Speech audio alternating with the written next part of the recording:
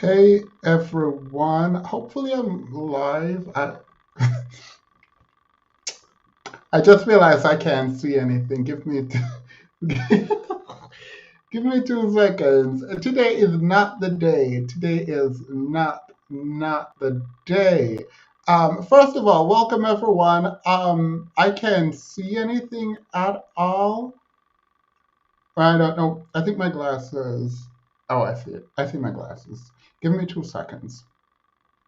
2 seconds. I need to pull up some, what do you call this thing? Some responses. We said we would start with responses. 2 seconds. Let me grab something.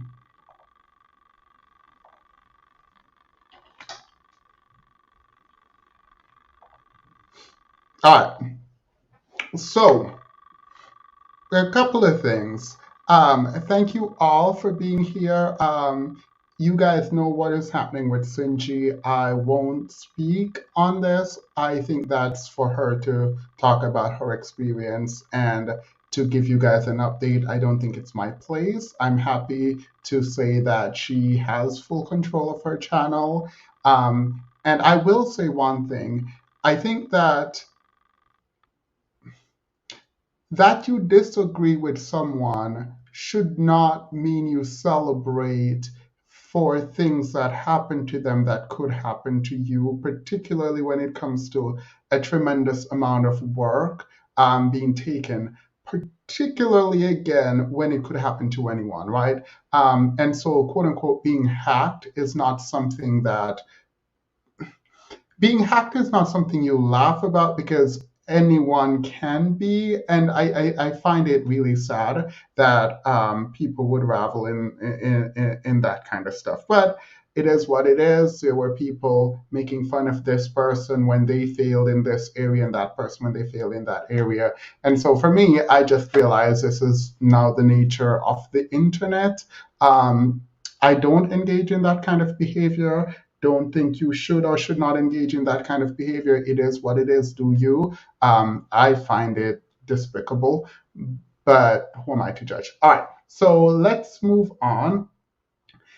I said we would go through comments every now and then at the beginning of every live stream, and I do mean that. Part of the reason why I want to go through comments is not to be petty, but it is to sort of level the playing field. So often there's a lot of work that is put into being on here and doing what needs to be done. Um, Someone said my mic. Is my mic bad? Let me check. Audio. Oh, thank you. Ugh.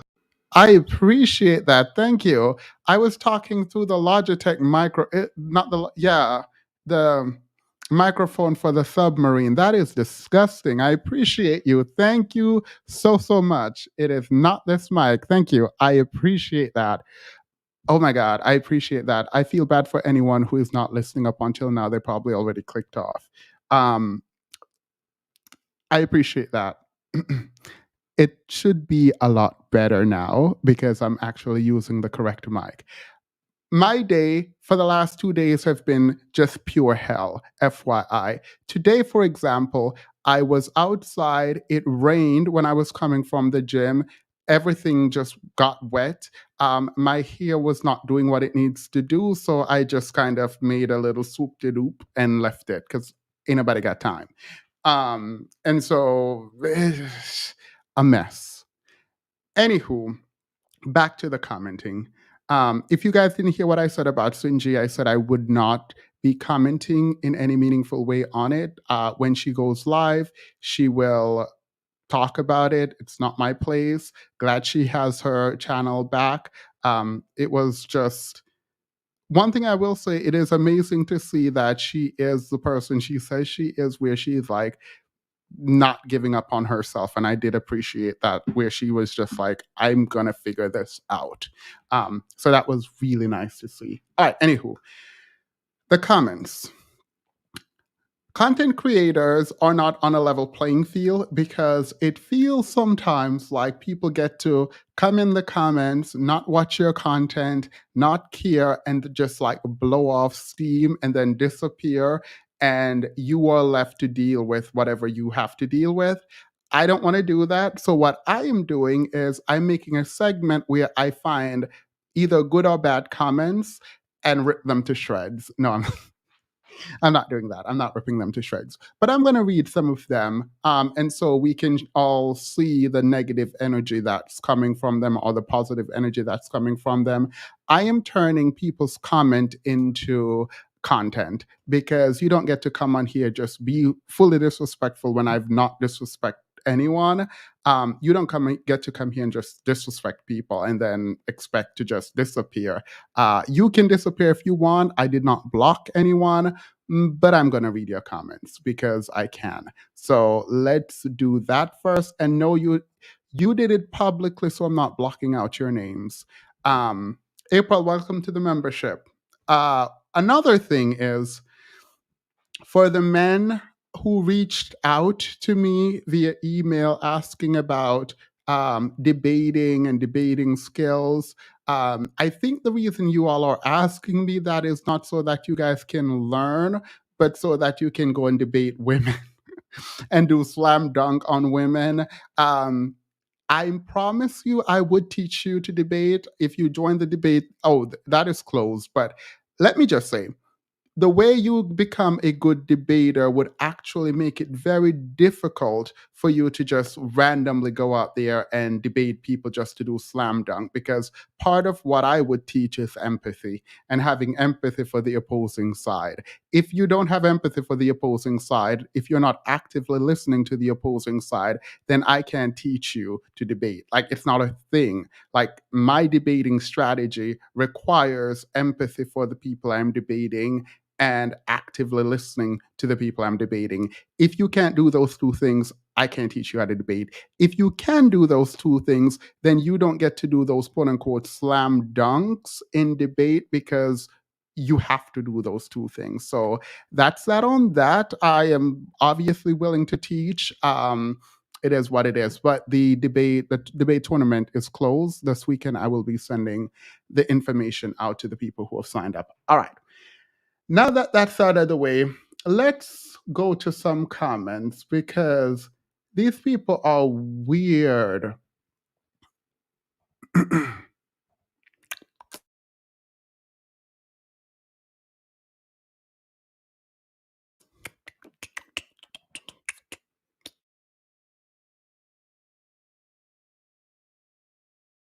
This because it might be very different. Can you guys read this or no? I'm going to read it for you. So, OMG Becky says, we are sitting here watching adults expound the definition of hard, difficult, task, job, etc. And she laughed. And I thought that was funny. Then 32 minutes later, she comes back. Ask Themis to ask his mother if parenting is the hardest thing, job, task in the world, especially if his mother was a single struggling mother. Unfortunately, my mom was not a struggling mother, as you put it. I definitely did ask her. She said it was not the hardest thing in the world because she had a community. Now, I feel fortunate for having grown up in a community of people who did love and care for me and made me feel like I could do absolutely anything I wanted to do. So I did have a tremendous community. So for my mom, um, it was not the hardest thing in the world. I called her live on air, and you all heard her saying that it was not the hardest thing in the world. So I did ask her. Then she goes on to say, Themas, just say no. You don't believe parenting is the hardest, difficult, most hard, challenging thing in the world. Sheesh. All that talking and SHIT is frustrating and dilutes the original question and talking point. and talking points. So this person obviously does not care about engaging in any kind of academic work at all. I don't blame them. I think expanding your ability to think beyond your own talking point sometimes is very difficult, apparently for both men and women. So this is, I'm not frustrated by this, but I recognize the unwillingness to sit in discomfort when someone is giving what is a really good introduction. My introduction was really good. Out of place, but really good, I think. So was Sin's. Sin has better quality content without him. I don't know what to say. I actually do like Sin's content too. I like my content. I don't rewatch my content like that because I hate my voice. So period. Like WTF is he even talking about? All right.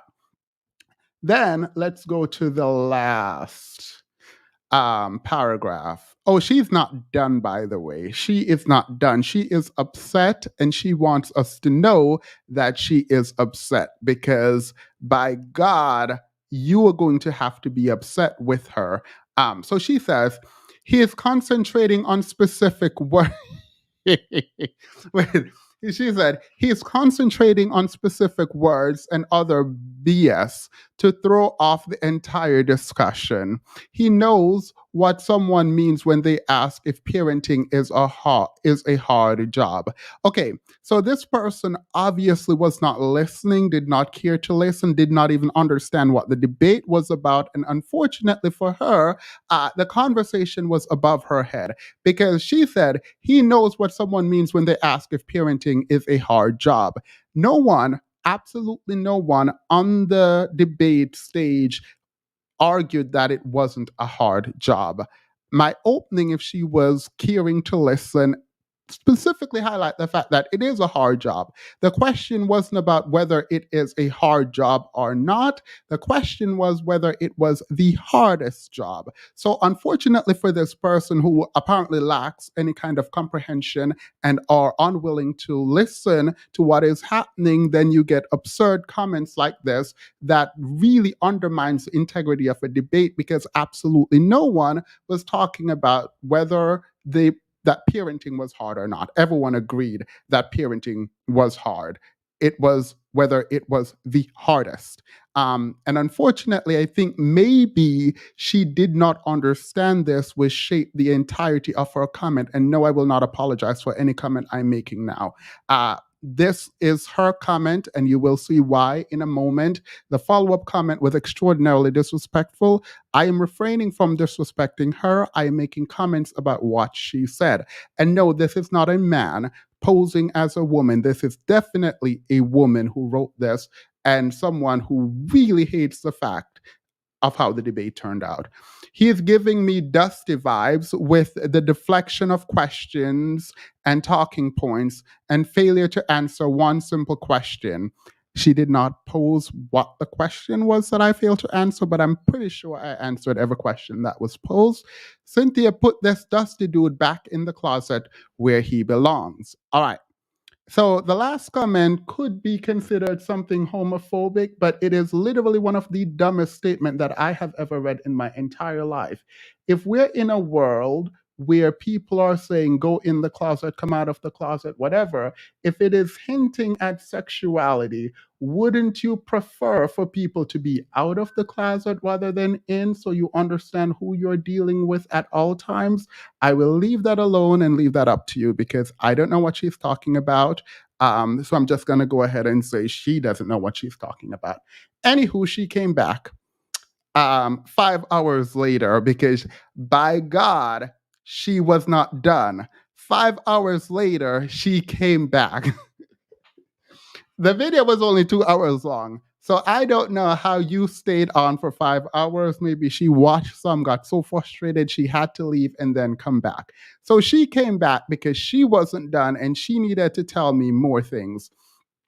He giggled like a sissy after Sinji started to speak about her research on this topic. That's kind of rude. He ain't your friend, girl. He's a sugar coated Dusty you always talk about. He will tell you his BUSSY is better and. All right. So if I understand what BUSSY means, if it is quote unquote weather, I feel like that would be a medical problem. I feel like I feel like that would be a medical problem. In any case, I was then sent a link of some women talking about the debate. The link has been either the channel has blocked me or something. But they mentioned a couple of content creators' name, and I won't repeat any of the content creators. Um, and they said something to the effect of Black men in BWE don't know their place, and we need to put them in their place. Before Themis came, the other men, and they named a couple of other men who I don't know or don't care. It doesn't matter. They knew when they knew their position, which is like the attack dog, right? And so men in BWE should be attack dogs, and they need to learn their place because we tell them what to do. They don't check us. So they did not like that I was quote unquote checking women. They were checking women. So I was gonna comment under it. I didn't, but then I was randomly blocked or the live stream came down. I don't know. But so I was like, first of all, I'm not BWE. Second of all, if you knew anything about anything that I've ever done on this channel, I am not afraid to tell anyone that they are wrong. Man, woman, or child. There has never been a point in my time on YouTube where I've ever said something because I thought that's what people wanted to hear. It has never happened. I've gone out of my way to make sure that I do not do that. So, for the people who think that somehow I need to be always on your side. If that's what you think, please note that's not a thing. Everything I've ever said on here, I said it because I believed it. Everything. If my mind changed and I remember saying something, I will come back and I will let you know that my mind has shifted on something, and I will explain why my mind have shifted on that thing. I've talked about what I've struggled with, how I've struggled, all of that. If it is an ideological difference in something that I'm presenting, uh, you will know. Um, Uppity Unicorn said something that I took to heart. She said that no man should be a part of BWE. And I agree with her. I actually agree with her. So I've never, ever claimed to be a part of BWE, just FYI. Um, then someone else says, his desire to always be right. Look how he praised Sinji for admitting she was wrong. He lit up. Typical black man response. Themis is a great person from what I've seen, but at the end of the day, he is still a black man. So apparently there's something just fundamentally wrong with black men in a lot of people's mind. And I'm not about to try to impress anyone, make you change your mind. It is what it is. Do you? I hope that whatever person you get is a good and right person for you. Now, what I want to respond to is the fact that I praised Sinji for admitting she was wrong. I did. I did praise her for admitting that she was wrong. Why? I don't even think she said I was wrong. She said she might have misspoken or something, and I praised her for it. The reason is it is important when people concede or admit that they are wrong that we don't attack, but rather that we facilitate an environment where it is okay to say, I didn't know, I don't know, I was wrong. If you don't do that, you create the opposite environment where people have to double down in their wrongness, in their ignorance, and they don't feel it is appropriate to openly learn and change and evolve. If you find that to be a problem, then that's on you. This platform, however, fosters an environment where you can be wrong, where I want to be able to come on here and say, hey, I was definitely wrong about this thing.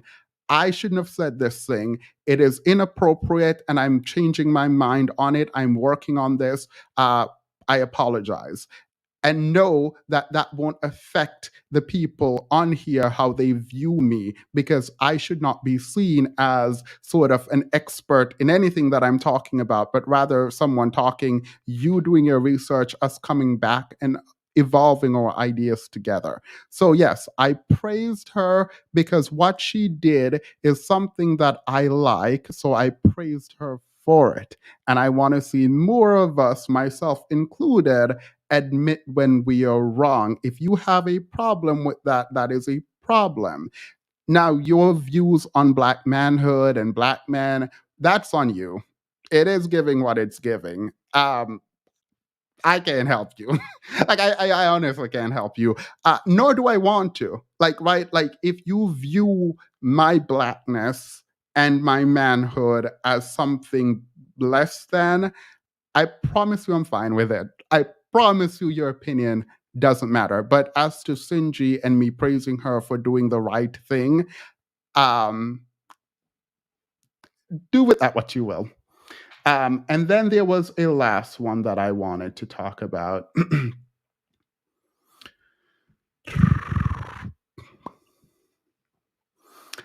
So CB says, y'all don't have a problem with Themis debating style when he's arguing with the schmans and their nonsense. But when y'all are the ones bringing the nonsense to Themis and y'all can't back it up, then y'all want to have a problem with the way Themis debates. Nah, keep it a stack. Period. Keep it a stack. Y'all don't have the range, and your opinions are solely based on what makes you feel good and not logic. If you can't stand the heat, don't enter the kitchen or step your game up. It's that simple. And that's just that on that. Whoever said this, ma'am, sir, whoever, thank you. I actually agree. I have nothing more to add to that. Um, and I will say to the people in my inbox telling me, and this goes for everyone in my inbox who have said, DMS, stop pretending like you won the debate. You didn't win the debate because you needed to tell us what was the hardest job in the world. If you believe that my job in the debate was to provide you what the hardest job in the world was, if you think that was my responsibility, then you literally do not have the range. You just don't. And I'm not about to sit here and cuddle anyone. If you thought I had the responsibility to provide to you what the hardest job in the world is and explain why that is the hardest job in the world, you don't have the range. You did not understand the conversation. You did not understand the debate. That's just that on that. I don't really care about your feelings here because you just didn't understand the prompt and the assignment. So that is me blowing off the smoke that I had.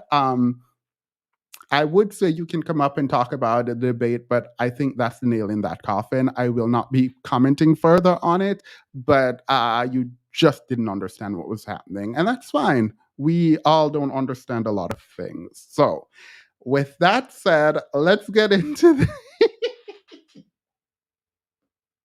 the. man, with that.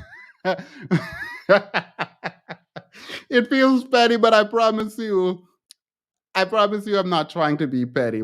With that said, however, let's get into this video. Happy Friday. I'm happy you all are here with me as we embark on this really dusty debate between Oyster and Ethan from H3H3 podcast. I think it's H3 podcast. I don't know. I'm never on that side of YouTube until now. So I was over there watching, and apparently Oyster wanted to have a conversation about her platform. I don't know why. She was ill prepared. So let's let let's get into what she had to talk about.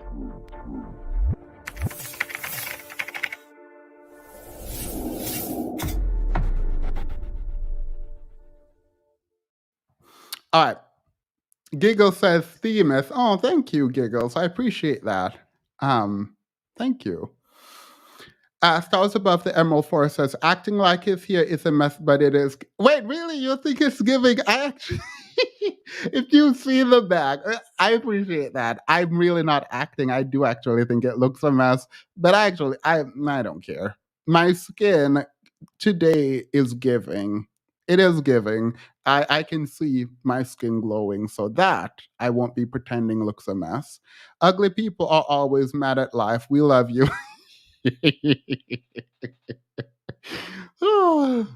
um The hairstyle is the one. The wait, really? All right, period. Period. It's a classic look. All right, good. I love it. All right. So before we get into this, I have to let you guys know I realize I hit 20,000 subscribers. I really appreciate all the support. I appreciate the love. I appreciate how active this community is because for my channel size, the way that you guys act and comment and like videos and just like engage generally, I was notified that it is like in the higher tiers. This is what a channel of like 60 to 100K subscribers would do and how they would engage.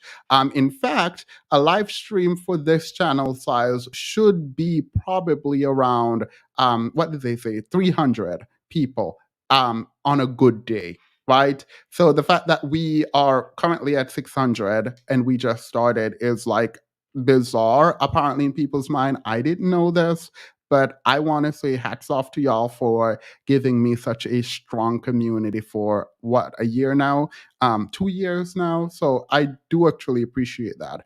I usually don't celebrate numbers.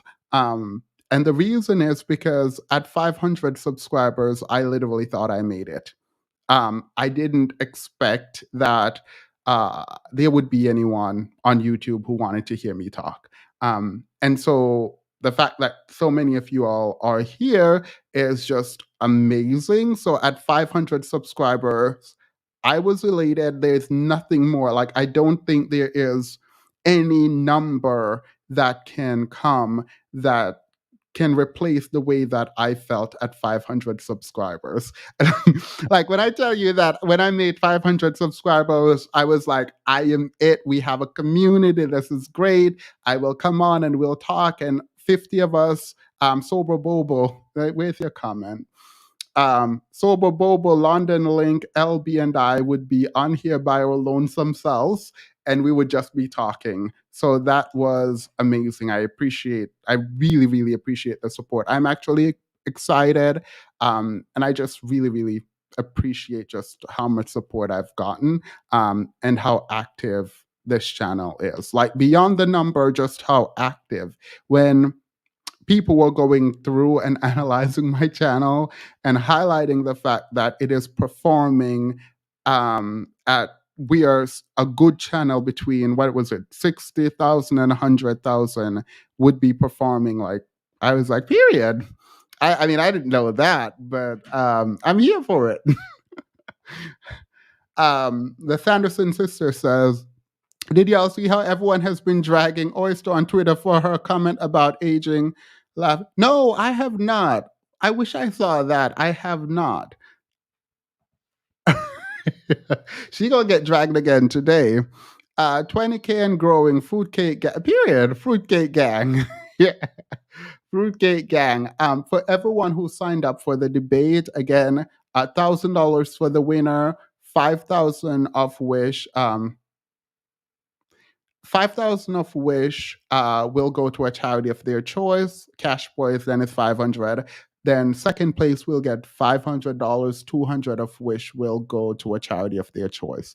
So I'm very excited. We have all the candidates right now. We have all 42 candidates, and I'm very excited. If you are a candidate, if you have signed up for the debate this weekend, you will be getting an email. Please follow the instructions if there are instructions, because we will not be backing off. We will just be moving forward. So if you say, I can't come to these debates after you've signed up, we will just pretend like you came and you would have lost, and the person challenging you would have moved on. So there will be no sort of changing of time when it comes around. There are too many people. I can't do it. I'm trying to do it all on my own now. So I just have to move forward. So this is fair warning. I will let you know again this weekend. And let's get into this Ethan versus Oyster debate. Let's do it.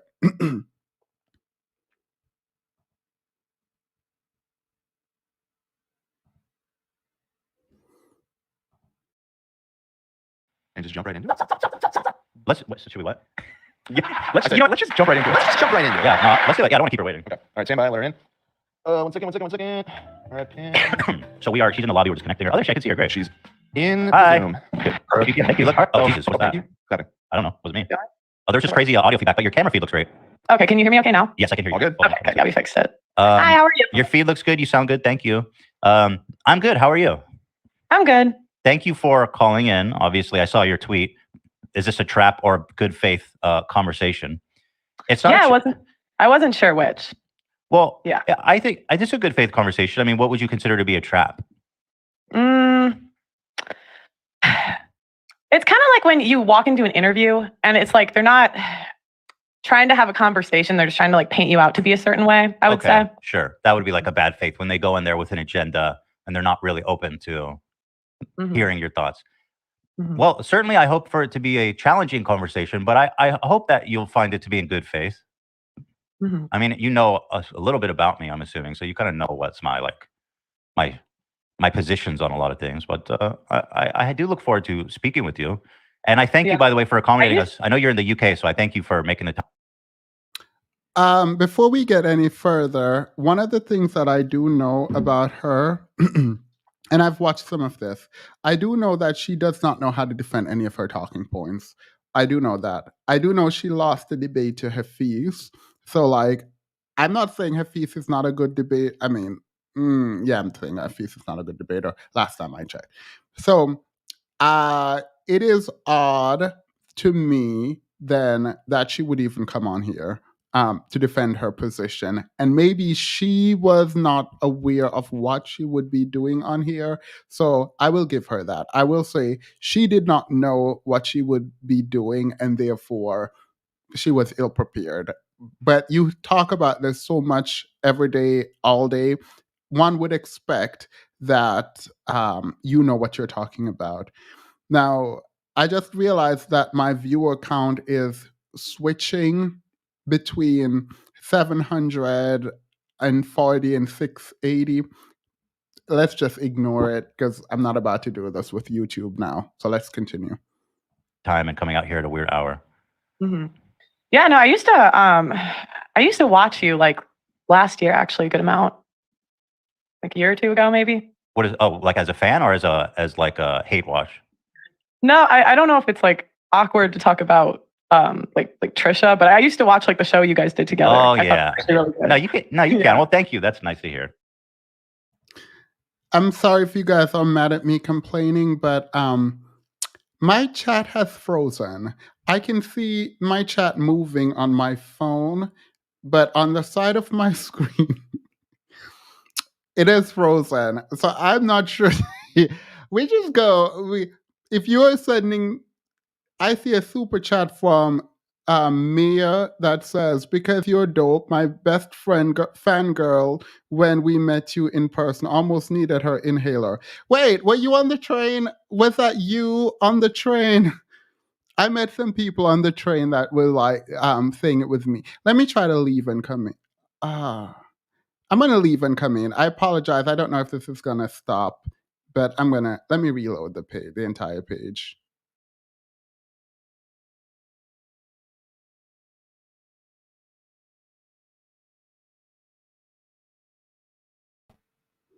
All right.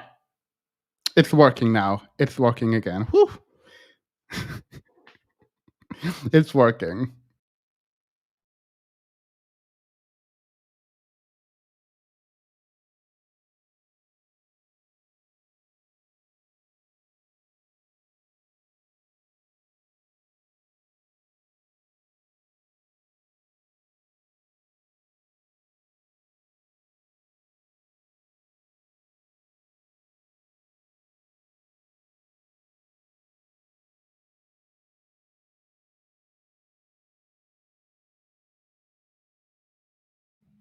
It was me and Bullet Magnet. Hey, well, yes, it was us.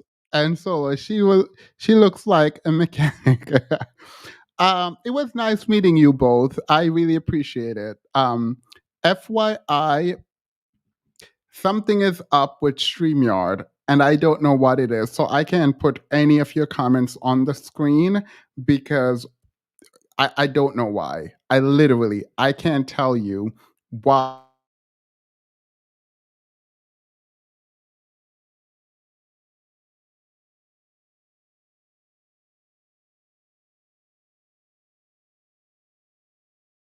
Said y'all are celebrating too much. This is kind of ridiculous.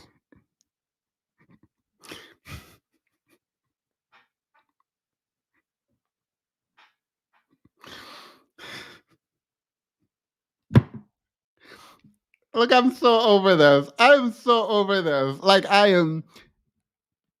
don't know what is happening. I don't know why it's happening. Let me stop sharing and then start sharing again.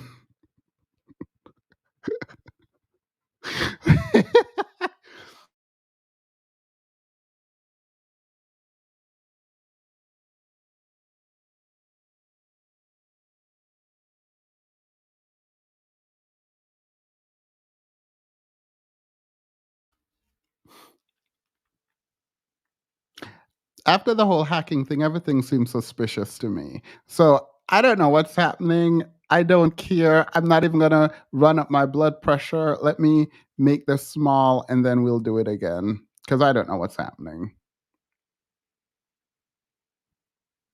Anyway, I guess let's just jump right into it. I want to I don't know how many of my audience, I'm sure a lot do, but I kind of want to just introduce you. You've become really successful the past year or two. Kind of, you're friends with Fresh and Fit, right? Those guys are your dogs, so to speak. And you kind of are sympathetic to their kind of views. But you've made a name for yourself just on TikTok and on YouTube. So let me just ask you generally, like, what kind of messages are you sharing on your platform? What kind of important messages is it that you find yourself are about? I believe in family, so I think that we should have policies that push family. I think that feminism overall was a bad thing. I think that we should be. I think women are happier when we have, a family and kids over a career in the long run. Yeah. Sorry, I'm a little nervous. It's okay. I understand. So it's more like traditional. You want people to kind of follow a more traditional path in terms of family and gender and all that kind of stuff. Yeah, well, and you just see the negative outcomes a society has when families fall apart, right? And it's especially hard on the children. Like you see, the kids are more likely to go to prison. They're more likely to drop out of school. They're more likely to be in mental health institutions. So you just see all of the problems that come with single mother homes. So I just think it's important that we push policies that push family. So how do you push a policy that promotes family? Like in what way can you force a family to stay together or encourage it in a sense? Well, I think you first have to get rid of incentives that incentivize women to leave families. So, All right. So I'm not even going to argue with her. This is such a dumb statement that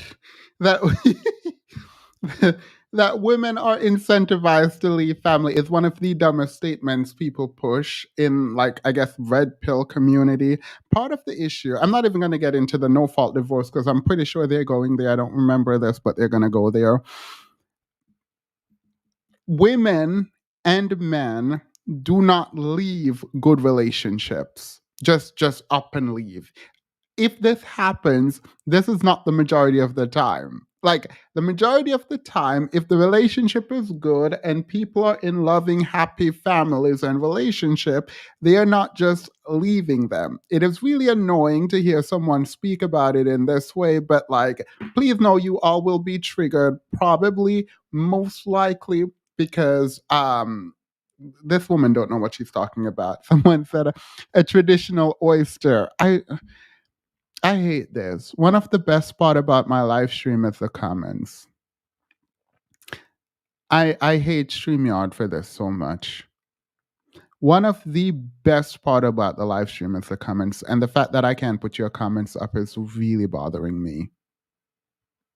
Thank you, Stars Above the Emerald Forest. Now, for example, child support, alimony, I'm not really a fan of those. Child support. So if there's a divorce, I think we should ban divorce too. Yeah. Okay, before we get into this really dumb take about banning divorce, so this woman is arguing for traditional family, but she does not want child support and alimony. You do realize like traditional generally means the woman is at home, right? So if the man leaves, you're telling women that they should be in a position where they're at home with the children and the man is working. But in the case of a divorce, let's say she didn't start the divorce or file for divorce and she didn't even want to be divorced, you're telling her to go at home, be a traditional wife, but if anything happens, she should not be able to live essentially. However, she's going to ban divorce. Now, here's the problem. You can't be pro man talking about you would ban divorce. You can't be pro. So when if the man start cheating, let's say you have a good guy and the woman just start cheating on her, on him. Let's flip it, right? A good man, the man is working, taking care of the family, and the woman is abusing him, cheating on him, stealing from him the money, whatever. Are you saying, and this would be my question to Pearly Oyster, if if if that were the case, would you be opposed to the man being able to file for divorce? Because this is not pro man. Like it sounds pro man because women file for divorce a lot of the times. And so everyone thinks, oh, this is pro man by preventing women from filing divorce. But a lot of these men actually want the marriages to end. Some men want to leave the marriages. And so you're not pro man if you're preventing them from filing divorce. But go ahead. I think that should be banned. Yes. Okay, well, that's a little bit silly. You have to acknowledge that, right? No. So banning divorce means that when you decide to get married, you are not allowed by the government to leave your significant other in any situation. Mm-hmm. Yeah. I just think that if you want to leave, you just shouldn't get married. So that's just my opinion. I feel like the word dumb is going to be repeated. A lot of people, most people, I would argue, who get into marriage probably think they don't want to leave when they get like, no one is like, I want to leave this marriage, so I'm going to go marry because I can leave. Like, that's not what people tend to be like, oh, this is my forever person. Let me take these vows about live through happiness and sadness and sickness and health and blah, blah, blah. And they do that hoping that they'll be together forever. They don't go in thinking, oh, I can leave so I can get married, so I can go. Like, people don't think about this ex ante. They usually think about it ex post. After the marriage and things start getting bad, that's probably when people are like, okay, I need to go. This man is abusive. This woman is abusive. This man is cheating on me. This woman is cheating on me. These things tend to happen in the marriage, so after someone gets married, not before.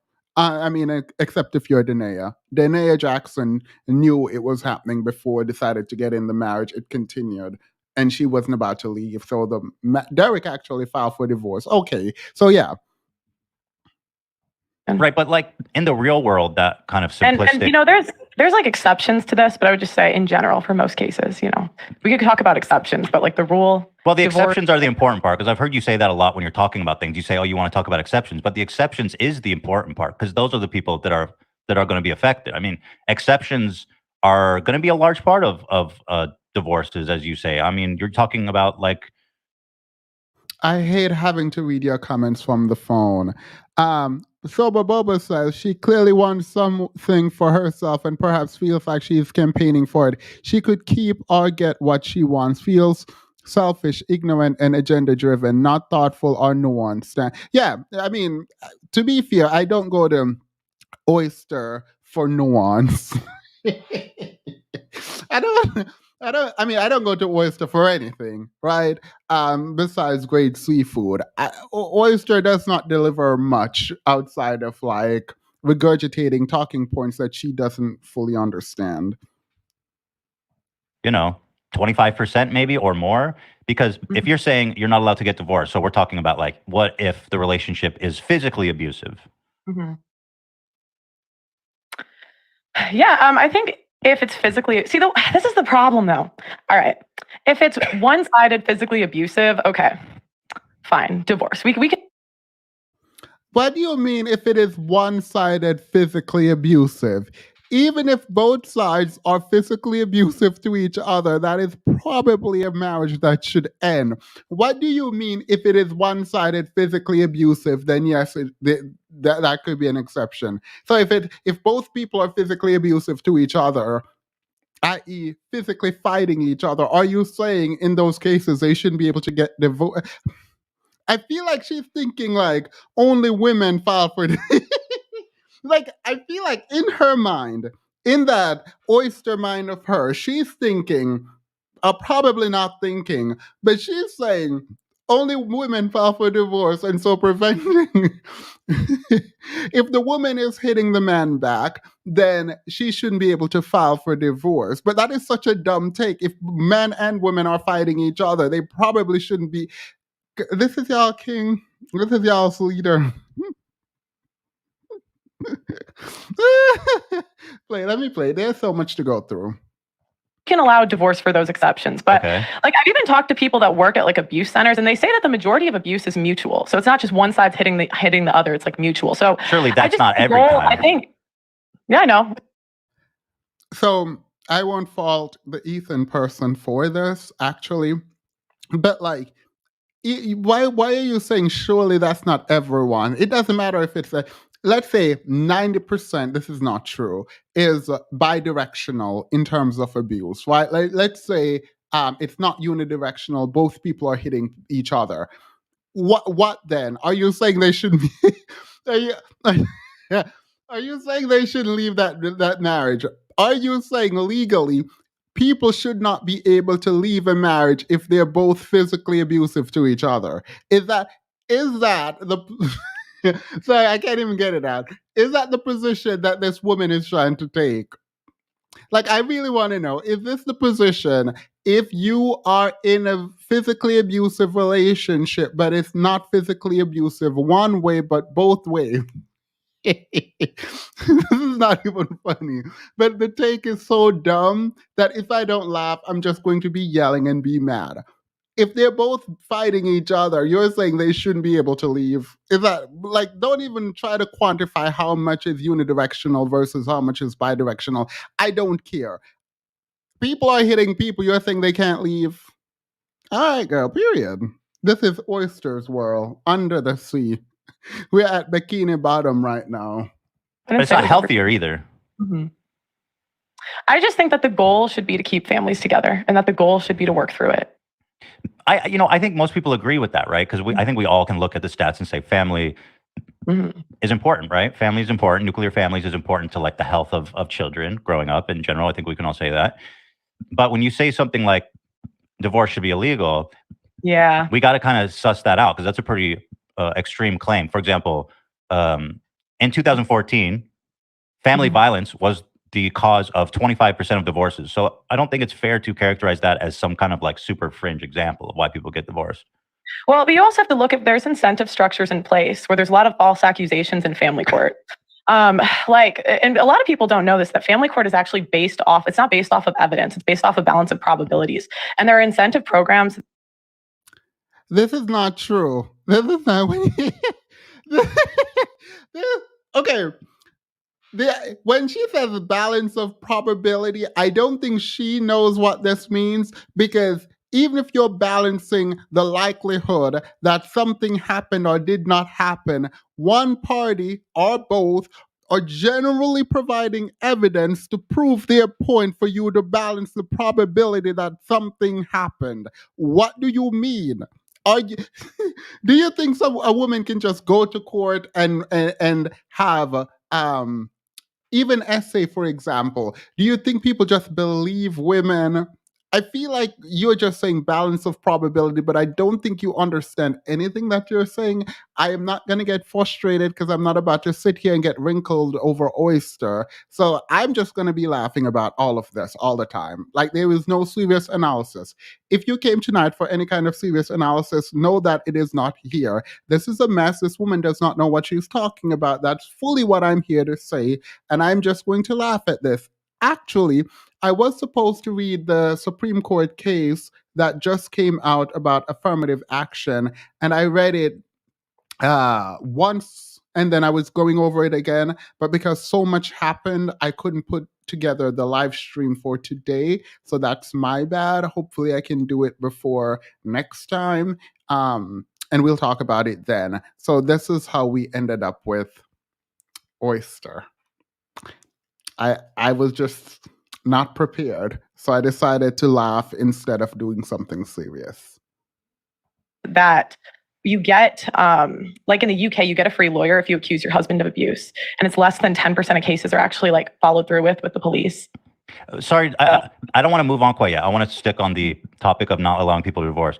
So you're saying that you do want to allow people to divorce, then you don't really believe that? No, I would say ban divorce. Okay, because you just said.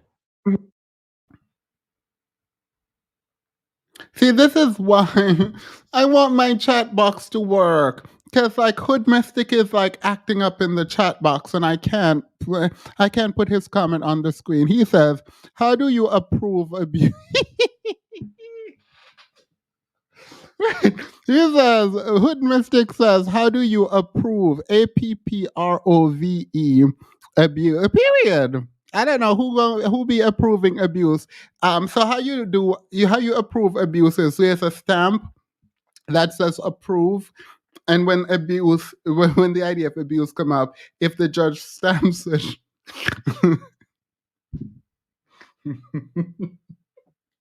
Hood Mystic, how are you? I hope all is well. Stars above the Emerald Forest says, Oyster said during Mortal Kombat Endure.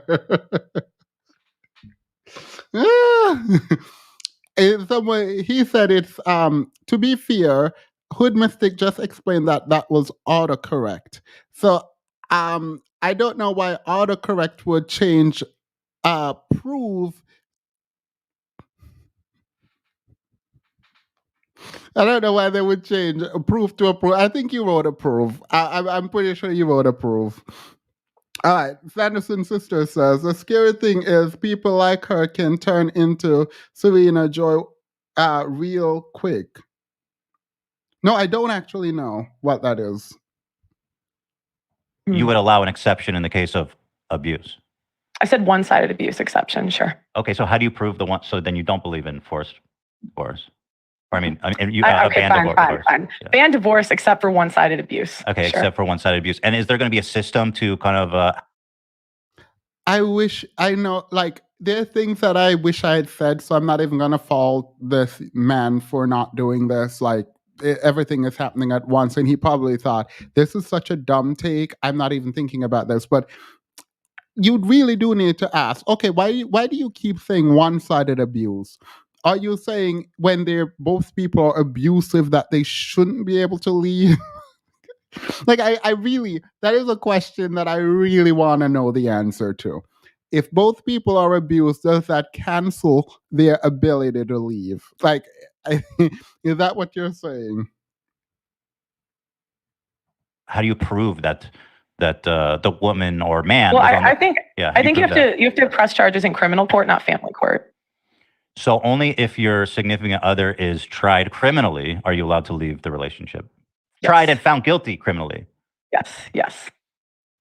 Otherwise, just stick out of, which is fine if you don't, want to be with someone forever. But I just say stay out of marriage. Because when you take marriage is supposed to be, for better or for worse, and sickness and in health, and for richer or for poorer. It's not supposed to be, when I feel like leaving. And the majority of divorces nowadays, it's just, when the girl just feels like leaving. That's not true. I wish he had not said that's not true, because I think this is his philosophy. She right now trying to prevent marriage she's saying women should not be able to get divorced. And I wish as she's a pro-man's advocate, Ethan would have brought up what happens when the man wants a divorce and like get into scenarios where like women are cheating on men. I wish she had done that because this is actually not helpful to men. The idea that you can't get a divorce is actually not helpful to you either. But go off. So and well, you It's know, just not true. I've talked to hundreds of women That's on not. the show. That's just. So, that doesn't prove anything. and even if you look at when No Fault Divorce was initiated in the 80 in 1970, I think it was initiated. I mean, one of the number one reasons was financial differences and irreconcilable. Yeah, Sorry, good dog. So- but So yeah, I just think like, you know, for the people that don't believe in real marriage, because what None of this makes sense to me. Stars Above the Emerald Forest says, just from Bikini Bottom, Oyster TV is up 5%. So Rampaging Chickmunk said, this is too dumb, I'm out. Look, I would not be opposed to people leaving right now. I would not. I'm just doing it because this is funny to me. what is marriage if you can get divorced over damn near anything? It's not marriage anymore. It's something else. Well, I think the reason for that, historically, this emphasis on staying married, right? Or even before this no-fault divorce was an option, and it was more difficult for women to get divorced, or men, the abuse of power and the risk for abuse and for people to get stuck in a horrible relationship situation, not just for them, but their kids, right? I mean, obviously, having your kids watch their mother get beat up. Mm-hmm. And oftentimes it's going to bleed. Or the kids get watching their father get beat up. Like, it goes both ways. I acknowledge that. It goes both ways. So, a point for Oyster. A point for Oyster for recognizing that men can also be abused. she said, I have to include that. So can they get divorced now, Oyster? If people are abusing each other, can they get divorced? Because I feel like Oyster doesn't know, and she pretend like she does not know that men can be abused too, and men can be cheated on.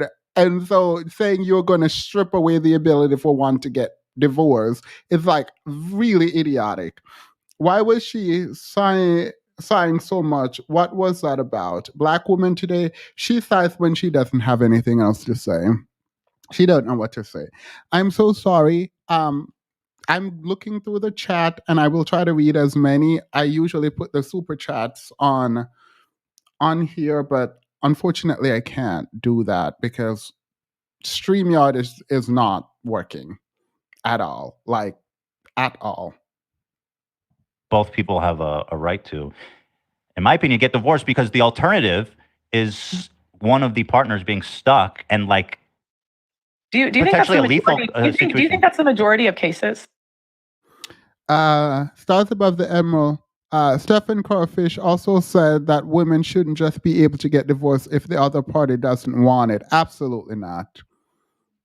No fault divorce actually was very helpful. But if you were going to argue against divorce, at least have critiques for the system and know how and why certain people benefit or don't benefit.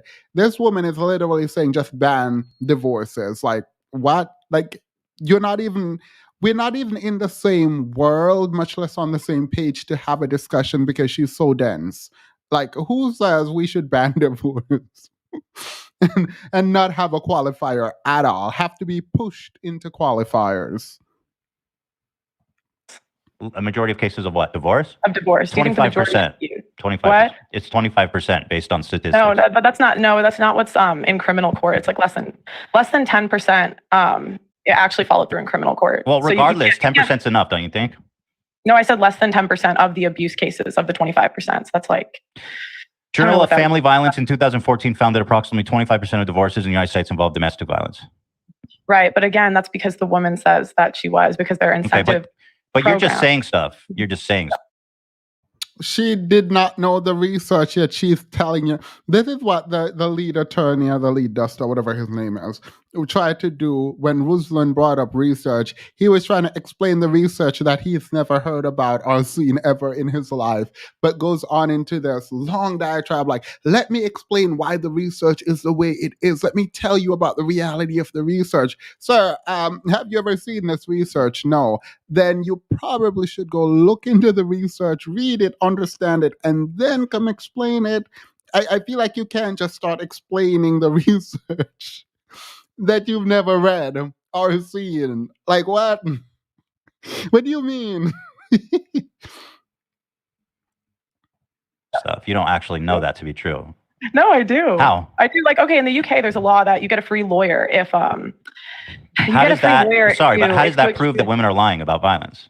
No, because I'm saying that you can't. Okay, you can't prove it unless they go to criminal court because criminal court is based off of evidence. Okay, here's the problem with red pill, by the way, which is why it's so easy to debunk and fight and win against. They have to go all out of their way to cherry pick stats and anecdotes to even make an argument. So, like, the general stats would be very out of their favor. So when they go and cherry pick, it feels like they do that not knowing the actual stats, which is a weird thing to do because for you to find the things that are quote unquote pro men and how men are suffering, you have to completely ignore the broader societal structure.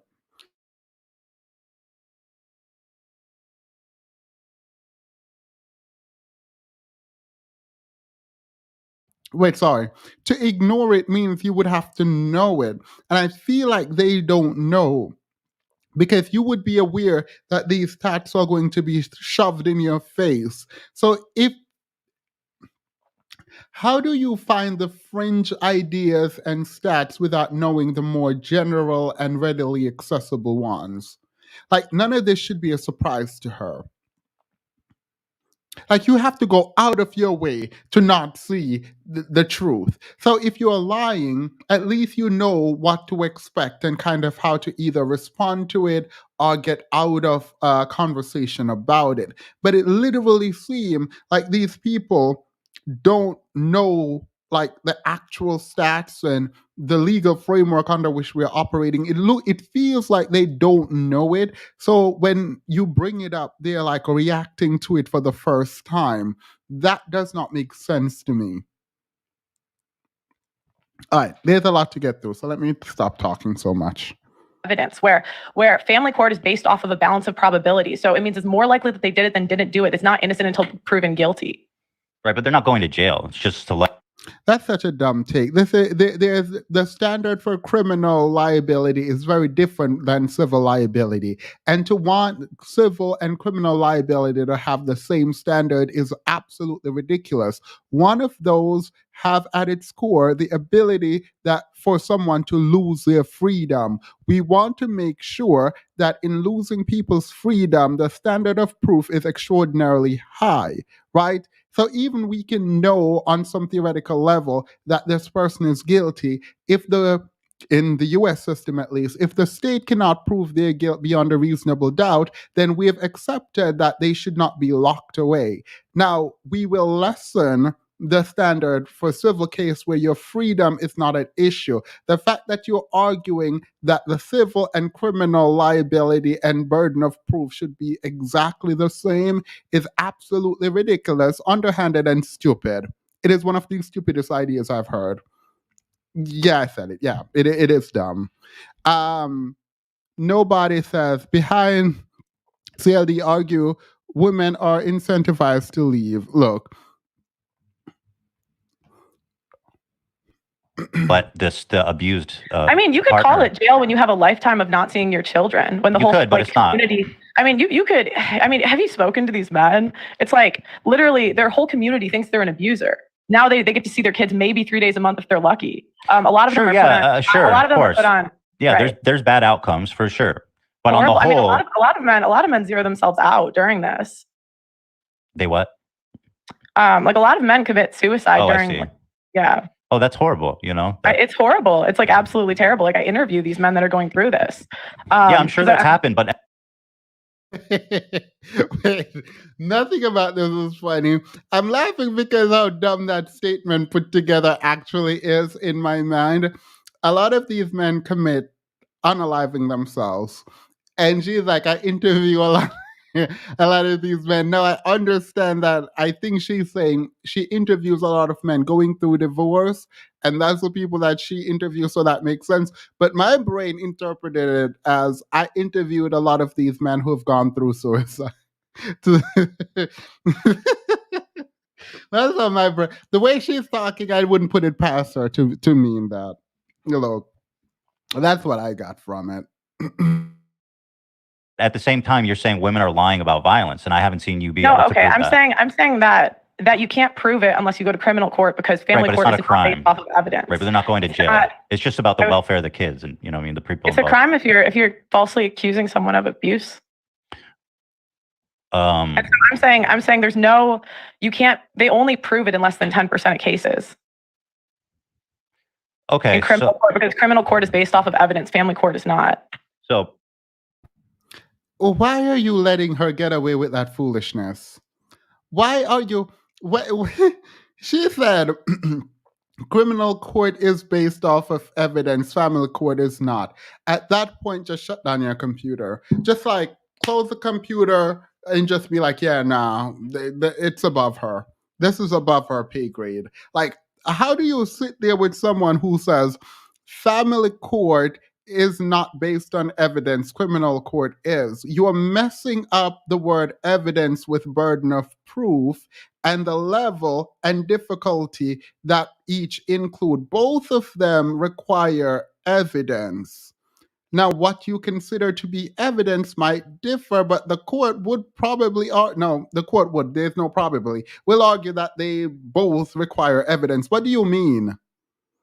Testimony is you know what? I'm tired of this woman, actually. Not Mother Oyster using Ouija board. I saw y'all's coming on Ouija board and seance.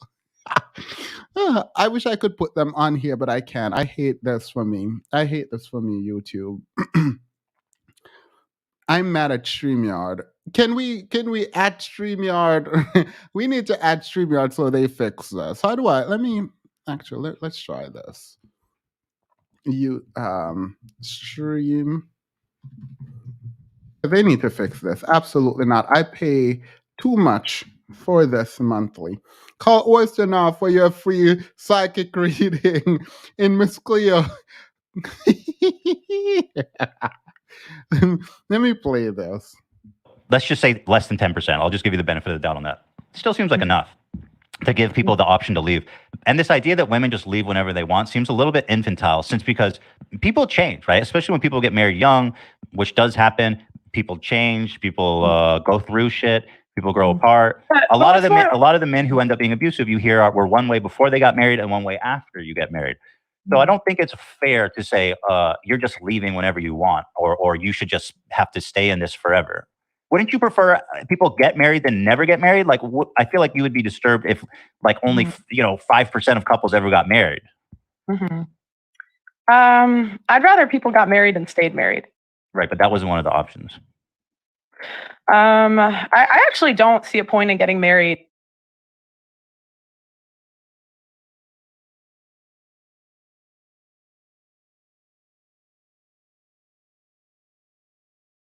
Sorry, that was nobody, I think, talking about they've been teaching SpongeBob to drive for years.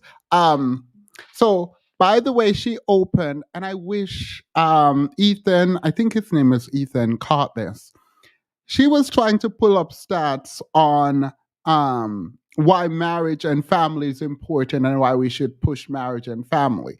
So the fact that she is not willing to say, like, she'd rather people get married than not is kind of odd if that is her position, because if we're looking at the outcome of children, then okay, just marry, have a child. When the child gets 20, then leave, right? That could be her policy. But she doesn't actually believe this. Oh, someone from StreamYard is responding to me. Let me talk to them and we'll do it.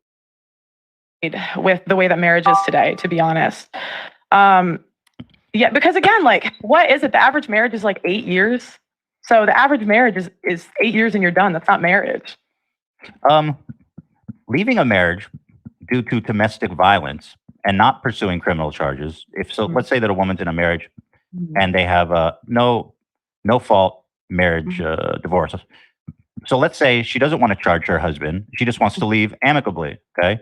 But in your situation, she's forced to charge him legally, to have a police investigation, charge him for domestic violence. Wouldn't that be more damaging to his reputation? Not if he beat the case, because again, it's based off of evidence. But I mean, I think that why would you want an abusive guy walking free? If he's actually abusive, he should go to jail. Shouldn't we agree on that? Right, but it's just not that simple. Again, because like it's just not that simple. Abuse cases, because and it's not that simple to convict people. I just don't think that men should be punished without evidence. And I think in family court, it's not based off of evidence. It's based on a balance of probabilities. And so you have a case where men only, like, they're stuck seeing their kid like 3 days a month, when again, it's not based off of evidence. Like, I've interviewed guys where literally the wife, and I've seen the court. Oh no, I'm being fair. That was a bad point by Ethan, because that's not how you were supposed to push back on that point. Saying that it's worse if you go to criminal court, I don't like that, because I do think you should go to criminal court.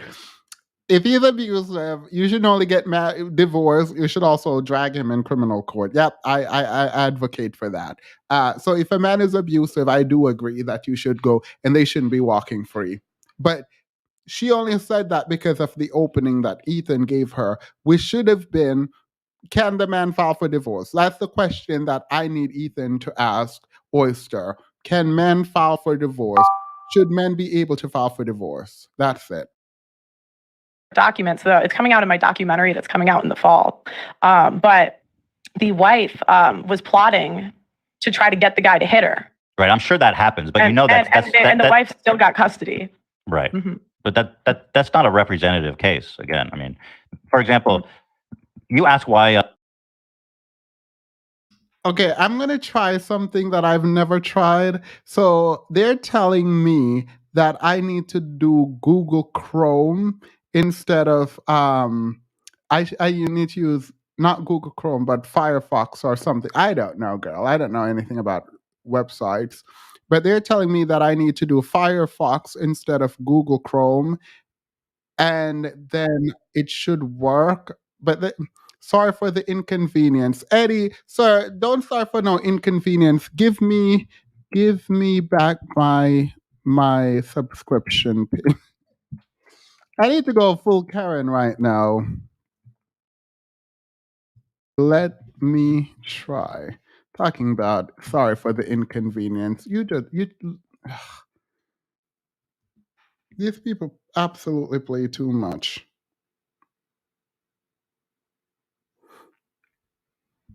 I have to go to Firefox. Like, who used Firefox? I don't even know what a Firefox is.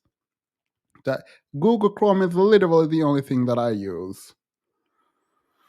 All right, I might disappear and then come back, because I'm about to try to go into Fire.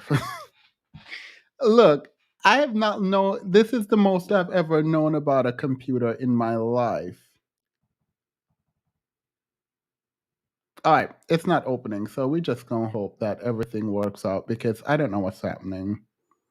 What is Microsoft Edge?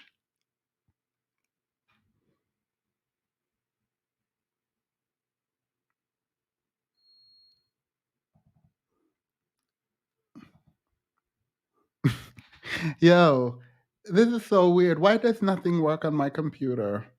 It might be my computer. It's fine. I think we're doing fine. I don't care. I tried.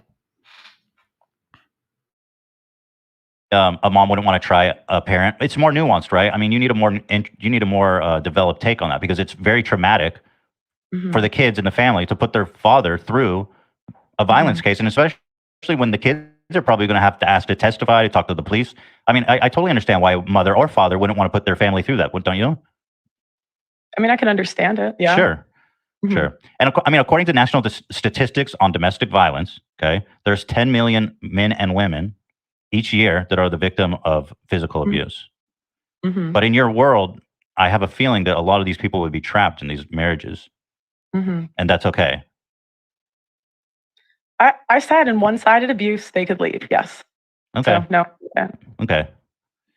Do But you? yeah, I do think in order to get custody of your kids, if you're going to accuse the other side of abuse, you should have to prove it. Do you think what do you think is more harmful to kids, divorce or physical abuse? Physical abuse. Okay, you passed that one, Mhm. but you had to think about it for a second. But anyway, let's move on from this. No, I just thought it was kind of a silly question. That was all. But Okay, that's refreshing. Tell me, what does red pilled mean to you? Because I've heard you use that phrase a lot. You're part of the red pilled community. yeah, I mean, it's a lot of people. I will say a lot of people have their own definition. I'm gonna hurry up because she doesn't actually do much here. She doesn't do much throughout the video, but it's what Ethan does that I think is funny. So it's really annoying that we have to sit through this to get to the point, and I'm very annoyed that I need to be able to put the comments on the screen. Like I actually need to be able to do that, and I'm having a problem right now with I'm joking that they should give me my money back. It's not a joke. Because I actually only did StreamYard because I wanted to be able to do this. And now none of my things are working. Oh my God, that is so annoying. Of it, so people use it for different things. But I would say it's viewing the world the way it's supposed to be, or like the way it is, not the way you're told it is. So, for example, a lot of guys think if they treat a girl nice and give her flowers, that she'll essentially sleep with him, and then a lot of guys find out that's not true, and so then they. If men actually out here think all I have to do is treat someone nice and buy them flowers and they will sleep with me, that is so ridiculous. That is so absolutely ridiculous. London said, join. I can only see your comment on my phone. I can't actually see it on here, so I can't click it on here. But I realize I can't multitask in this way. I can't be learning about the internet and also doing the show and watch it. I can't do it. So please don't send super chats because they won't, I just won't be able to read them. I do appreciate it, love you all for it. And as soon as I said it, I got another super chat. She wants to see women get toe tagged. She needs to be charged for inciting violence against women. Women in adjusting. Thank you. I don't know what to do now, so I feel like I'm talking out into the ether and it doesn't feel like I'm talking to people because I can't see the comments. That is so annoying. I don't know how. I don't think you all understand how frustrating this is and how hard it is to actually do the stream without the comments and having to hold a phone up like this. It's kind of ridiculous. Came together and realized that. So that's just one thing. Is that true? Do men really believe that?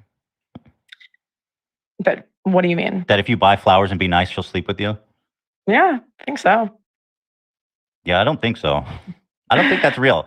I think that's like a really odd way to describe dating. It's just like men are nice guys and women are. I just think it just seems very cartoonish. Like we're talking about real world stuff, and it's just you can't. I just think men don't expect like women to reproduce more with felons than non-felons. Like I think that's a surprise. That is literally not true. This statement is not. This statement is not true. It is not even close to being true.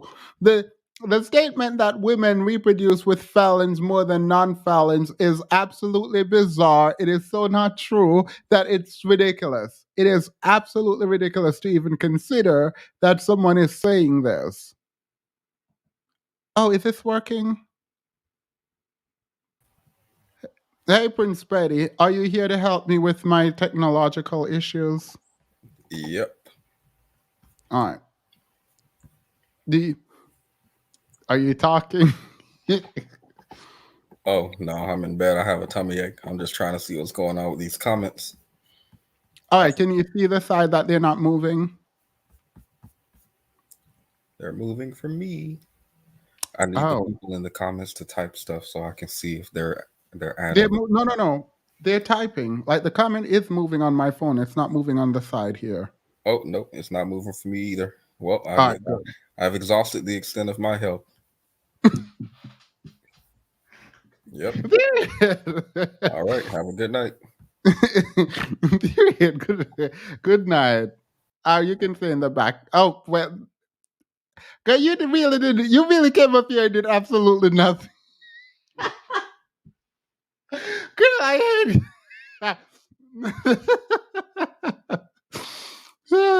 All right. Women reproduce more with felons than Violent felons. non-felons. Yeah. I mean, like, think about it. Like, Ted Wait, hold Bundy. on. Wait, what does that mean? So felons who are procreating have more kids in general than non-felons. What does that stat mean? They have more children with felons than non. It's like, I don't remember if it's violent felons versus non-violent felons, but I just remember violent felons. See, this is the foolishness that I can't stand with Oyster. You can't just throw a stat out there like that and then come back and say, oh, I don't remember if it's between violent felons and non-violent felons, because that's not what you said. I don't know that stat. So if there is a stat between violent and non-violent felons, then period. But you can sit up there looking like you look, talking about some, women have more children with felons than non-felons. That is very different than women have more children with violent felons than non-violent felons. They're both felons, and they're scaling who has more children, violent or non-violent felons, both of which are still having felonies. That is not comparing felons to the general public of men who are not felons. What do you mean? That literally makes no sense. That literally makes no sense.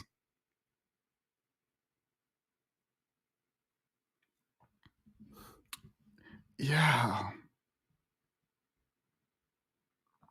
Have more children than non-violent felons. And so there's men who are looking at that and they're pissed. No, not because I've never heard that stat in my life. No, I think just surprised. Right, I've never heard that stat.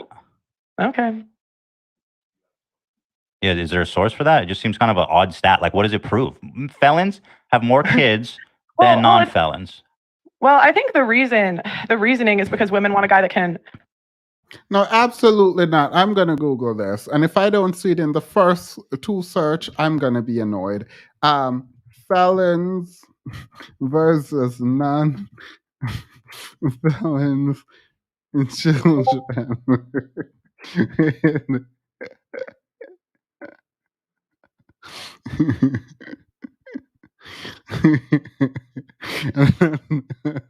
The thing is, I know that's not.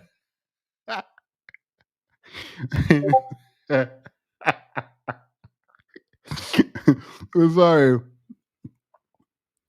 Are there more children under 18 in the US today who are the product of at least one felon parent?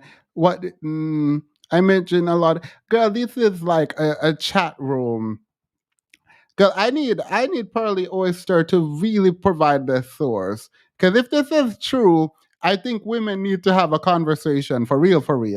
If if less than how many people are in prison? Let me Google how many people are. I'm not even going to look for felons.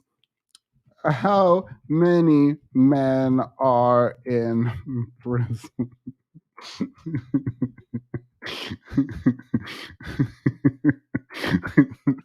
Sorry, I don't know why I'm laughing because nothing about this is funny.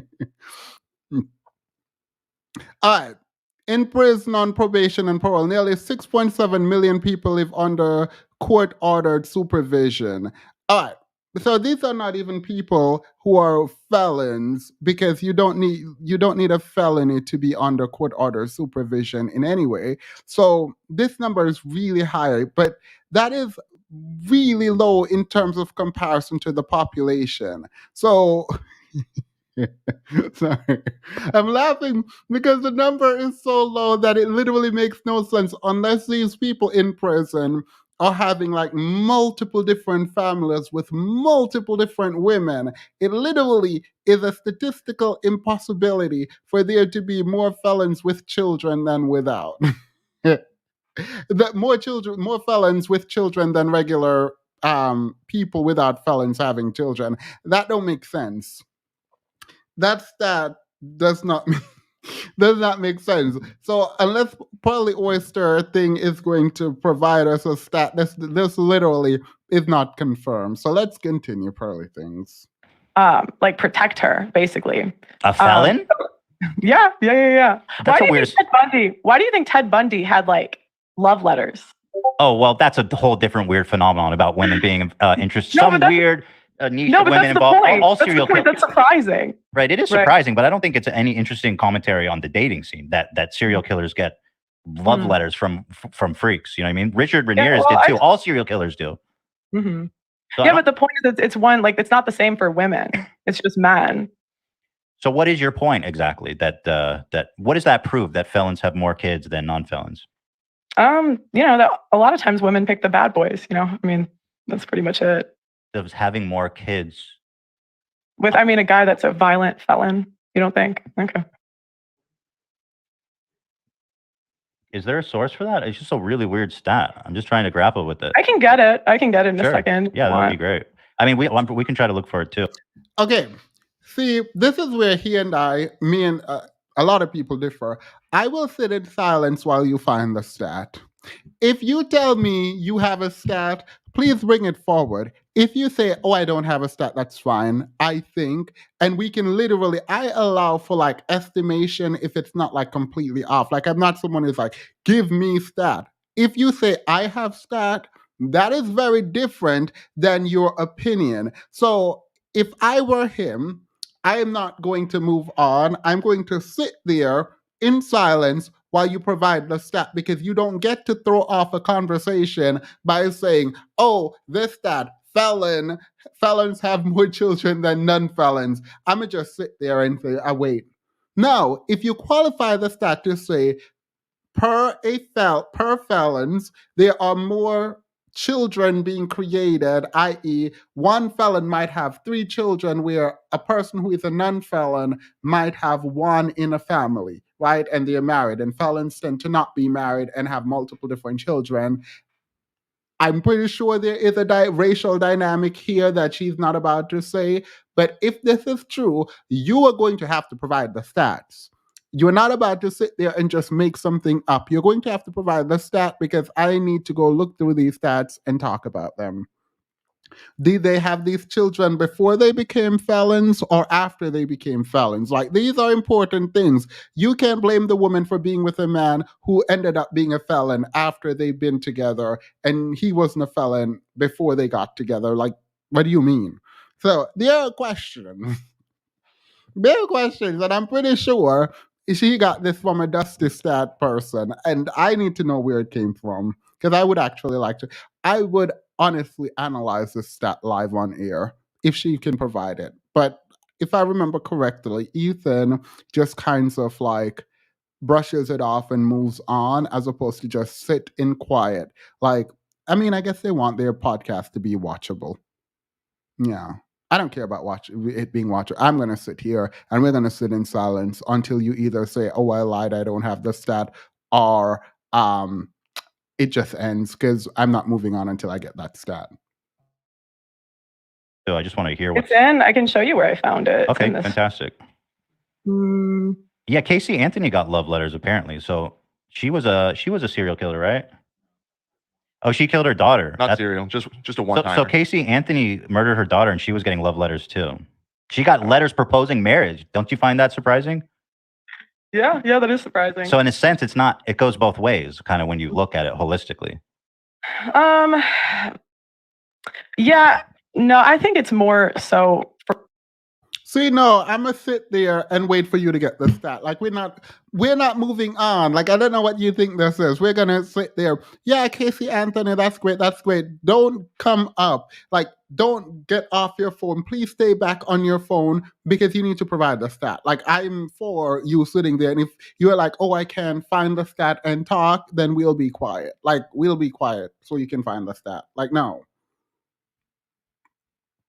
For women pick violent men more than men pick violent women. Based on what? I think you can just. I would just say I would guess that it's more common with women because of that study versus like a fringe case. I would be surprised if. Again, you can't keep citing back to quote unquote that study when you haven't provided that study. Like that's the problem. Like I don't know if you know this, but you need to provide it. Like the fact that we're moving on is a problem for me. The fact that Ethan is like allowing this to go on is a problem. Don't move on. People should not do that. It is intellectually dishonest. It's a lie, and it's coming from people who are kind of dense. Like I'm not about no. You don't say this is the study to shut someone up when you're lying about the study. No, that is ridiculous. Own the fact that you don't know what you're talking about and we can move on. Women got the same amount of letters, but I could be You wrong. might be surprised, but do you feel that sometimes you argue from emotion rather than like concrete facts? I find that when you talk about, and I've watched a lot of your videos, you say stuff that I don't think has much of a backing in reality. It's based on feelings, maybe instead of not emotions, but feelings. You say, I feel this to be true. Do you feel you do that a lot or no? I try. I would say I'm a woman, so sometimes, yeah. Okay. Interesting defense.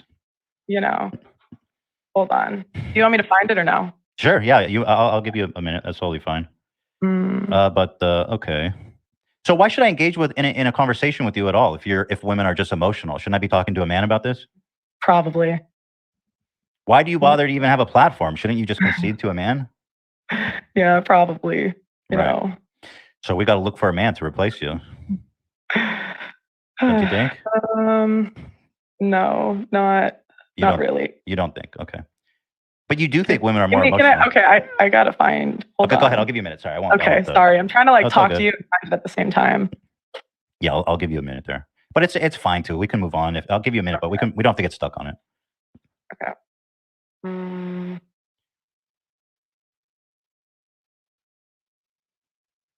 It's fine. I mean, it's fine. Wait, why is he wanting to move on? Like, I don't understand. It's not a got you. If someone said they have something and you ask them for it, it is not a got you. It is something they said they have and you want, and realistically, you should want that. Like, I want that. I want to know where she got this from. The fact that he's like, oh, we can move on. No empathy. Sit there and ask for what you need to ask for. No, I'm gonna need it. I'm gonna need it, and we're gonna sit there in silence while you scroll on your phone looking through message, pretending like you're doing something. We're gonna sit there in silence while you pretend like you're looking for something. There, we're going to like at least 5 minutes of silence. I would give you like, oh, we can move on. No, we can't. We can't move on. No. This is so annoying to me because Pearly Things does this a lot. She's so breathy. It sounds hot. Thank you. He should have played some Hold Me, right? Right? Wait, I would drop the. Let me see. I would play the.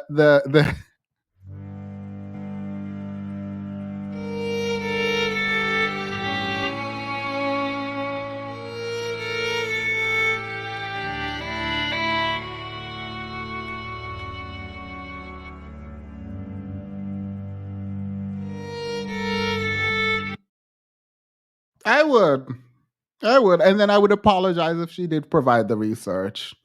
But I would. We can move on. Might be waiting a while. I found it. Oh, go ahead. Okay, perfect. Oh, there we go. What's it called? I'll pull it up. Here. The link, he pulls up a study in this stream, so the link is on here. Whose stream is it? It's Rolo's stream. Rolo Tony Brown. Yeah. He's great, actually. I know you're a fan. He seems like a nice guy. Yeah, he's really nice. I like his headwear. I like when he rocks out. Where do I send it to? You send it in the Zoom chat. The Zoom chat, yeah. Or you can just tell me the name of it and I can pull it up. Okay. It's in Rolo Tomasi is Offensive and Vile. It's like 7 months ago. Yeah. Thank you. I appreciate that. We'll look into it. So if women are so emotional, do you think it's... Absolutely not. You're gonna have to provide that. You're gonna have to provide me that study. We're not moving on. Talk about it's in Rolo Tomasi's stream, and Rolo Tomasi, by the way, is the man that told other men that they needed to go get a vasectomy. In retrospect, that might not have been a bad. That might not have been a bad. Look, if you don't believe you can control yourself, I don't think that's a bad idea. So, period. He was probably onto something. I don't know why they're moving on. She would have to name the study and tell me where to find it. Like, no, starts above the Emerald Forest says she identifies as an oyster, and that's on comma. Period. It's a bad faith in terms of an argument to argue from feelings and to present feelings as facts. Do you think that's a bad faith way to argue or no? No, I was kind of kidding. I was like, what joking. Were you kidding about? When, I don't know, whatever you were asking me earlier, you were like, I don't even remember. You said something like, do you think you shouldn't have a platform or like? Well, right. Yeah. Well, I asked and you said, well, I'm a woman. Of course, I'm going to. Someone asked if I can look up the study. I will probably try to find it, actually, because I don't know what she's talking about. But she doesn't know what she's talking about. But more than that, she doesn't know what she's talking about, and he doesn't know what he's talking about. The fact that she needs the site to Rolo Tomasi's stream about something she's claiming to know here is actually a problem. And here's why it's a problem. She did not go look up the study. She doesn't know the study. She doesn't have the study. She heard someone in the red pill community say it here, Rolo Tomasi, and she does not even know what the study actually says because she did not do any research on it. So her citation is to his video making the claim about a stat that she did not read. That is ridiculous. So to the person who is saying, oh, I should look it up. Yes, I probably should look it up. But her citation is to his stream.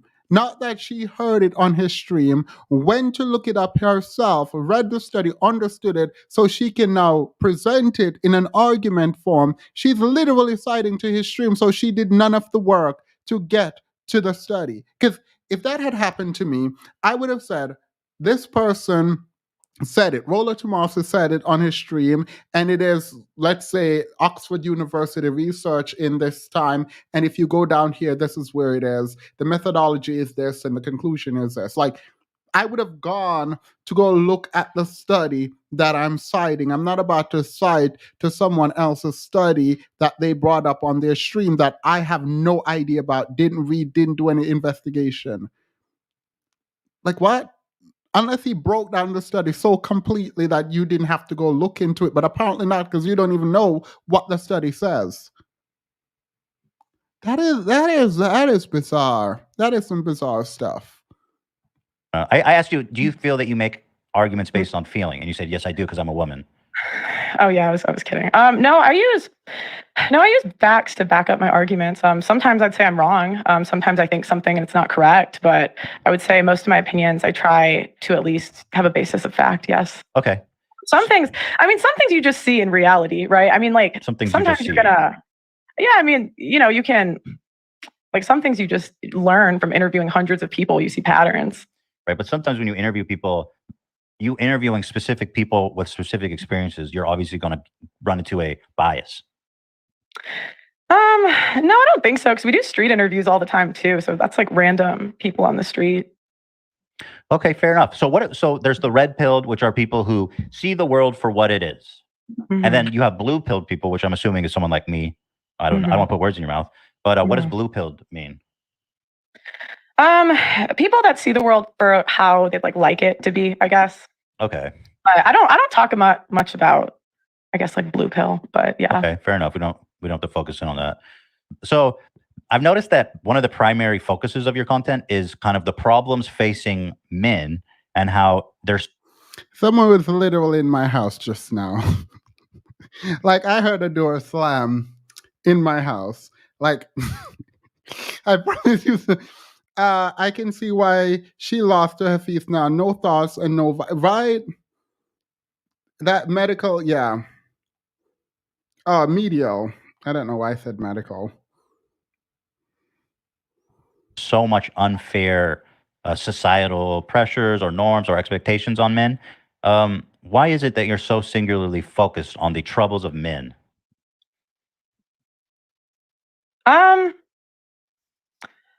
Why am I focused on the troubles of men?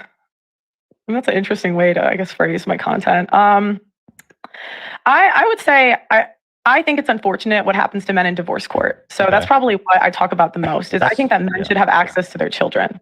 That's not what you talk about the most. You definitely talk about stuff like pay gap myth. You talk about men want younger girls. You talk about men are just doing what's in their nature. You talk about women who have higher body count are less desirable. I'll be honest. I've watched a lot of your stuff, and the vast majority is not about divorce court. It's about this kind of like dating coach stuff. No, I wouldn't say I'm a dating coach, but okay. No, but that realm, you know what I mean? Like, I don't mean you're a dating coach, but like that kind of realm, it seems that you're super focused on. So what is your interest in that? Manosphere, maybe that's a better term, manosphere stuff. What is my interest? I don't know. I just thought it was interesting. So that's what we talk about. Okay. That's fair. So what is, you say you're anti-feminism. Feminism was basically a mistake. So what is your problem with feminism? Let's start there. That's a good point. Right? I think that feminism wants equality when it benefits us and not actual equality. Feminism, and are you going back to the beginning of feminism? Like the whole history of feminism, like women's suffrage and everything? Yeah, no, I don't. You don't fuck with women's suffrage? No.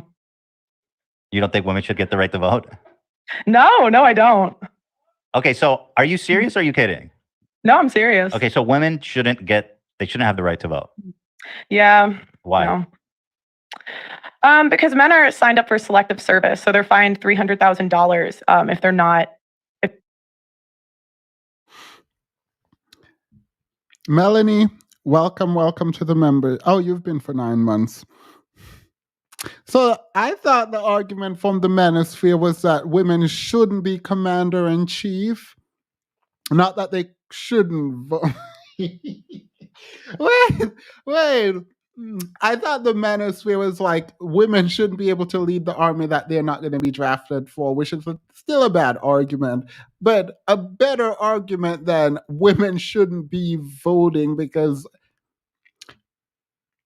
Are you saying they shouldn't be voting for the commander-in-chief who runs? Because when you say women shouldn't vote, you do realize that removes their ability to vote in like all like if you don't qualify what you're talking about voting, then you disqualify them from voting in any election, and the only election isn't the presidential one. Like you cannot. So the logic is because you can't be drafted, you should not be over the military. That would only apply to the commander in chief and voting or becoming the president. What about the governors and other elected officials, including judges? When you say women shouldn't have the ability to vote, you do know that argument completely lacks like all nuance. Like it just feels like she's just there saying things. Like there is no thought at all into what she's saying. She's just saying things and she doesn't think about the implication of what she's saying because why should she have to? It is such a ridiculous. If they don't sign up for selective service when they're 18. Do you think women should be drafted into the army? I think if we want the same rights, it comes with the same responsibilities. Do you think women should be drafted into the army? No. Okay, so then there's a paradox. No, but that's my point. I'm saying like let's make it fair. You don't believe? Well, listen, this is your perfect. I'm saying that if we are going to vote, have the same cost, which is that men are put into selective service and women are not. And if I had to pick between the two, then I would give up the right to vote instead of sign up for selective service. Okay, so you're saying women should only get the right to vote if they sign up for selective. Or we could do this. Whoever wants to vote have to also sign up for selective services, men or women. So women who don't want to vote or get drafted have a choice, and also men who don't want to vote and don't want to get drafted also have a choice. The issue we run into here is so dumb because she does not actually know what feminist writing is about. Feminists aren't saying men should be drafted and women should not. Feminists generally are saying no one should be drafted. So the idea that women don't want equality who are feminists, if you read any feminist scholarship on the draft and military and war, you would already know that they're not arguing that men should go and women shouldn't, and women want equality, just not in the terms of the draft. No, they're saying the draft is bad. We shouldn't have these wars, and no one should be drafted, men or women. That is equality. The fact that she doesn't know this and is talking about how she is endeavoring to fight against feminism is ridiculous, because you don't even know what the feminist ideas are to fight against. Like, you have to know the idea you're fighting against. It's kind of ridiculous. I don't claim myself to be a feminist. I like feminist writing. I wish I was a feminist, actually. It would make a lot of things a lot more easier on my end. But there's things that I just like. No. I think people are equal in value, but they have different contributions. So, like, I'm trying to wrap my head around there. Different feminism, there's a way to get around it. But I actually do engage with feminist writing. And this is this is not even close. This is not even in the ballpark of what feminism is or preaches. I mean, I'm not saying there aren't some like fringe cases of feminists that I don't know about that might say this, but that's not feminist scholarship. So, service, but at the same time, you're saying women should not serve in the military. So in your world, women are just going to be disenfranchised because they're not going to be able to sign. They shouldn't serve in the military because they're not as good fighters. No, right? no, I'm saying for me personally, I would not want to sign up for selective service if I had to pick. So I would give that up. You think women should be given the choice if they want to do selective service or not? I think if we're going to vote, we should have no choice like the men do. So women should be drafted mandatory into selective service, you believe? No, that's okay. But don't you see there's an issue? There's a problem here. I said, if feminists want the right to vote, right, then it should come with the draft. It should come. I mean, it's not called the draft anymore. It's called selective service. Personally, in Pearl's world, I do not want to be drafted. I do not want to be in selective service. I'm asking you, like, in general, in terms of policy, because obviously, I think it's safe to say women in general want the right to vote, right? And so. Then, by your logic, women need to be entered into selective service, right? But you don't think that should happen, or you think that's okay? Yeah, I'd rather not. Not you. I mean, in general, the women, because women want to vote. So how do we resolve this issue? Do they get drafted like men? I mean, I think it's unlikely that women will ever have the right to vote taken away. So I guess moving forward, maybe net taxpayers potentially. Please ask her what net taxpayers is, and like have her actually explain it, because I guarantee she does not know what she's talking about. She heard someone, Rolo Tomaso probably, say this, and she doesn't know what it is. Ask her. This is actually kind of idiotic. It cannot be that bad that the thinkers in the manosphere are siding with Pearl because of her platform size and not realizing she doesn't know anything. Like, this is like kind of sad. Ask her, because you're asking her about policy prescription right now, and whether or not it is possible or likely isn't even relevant at all. You're asking about what she would do and what she wants, but she's backing away from the question because she somehow in this conversation realized how idiotic she sounds talking about women should not be able to vote. I think she got it in this argument. I mean, I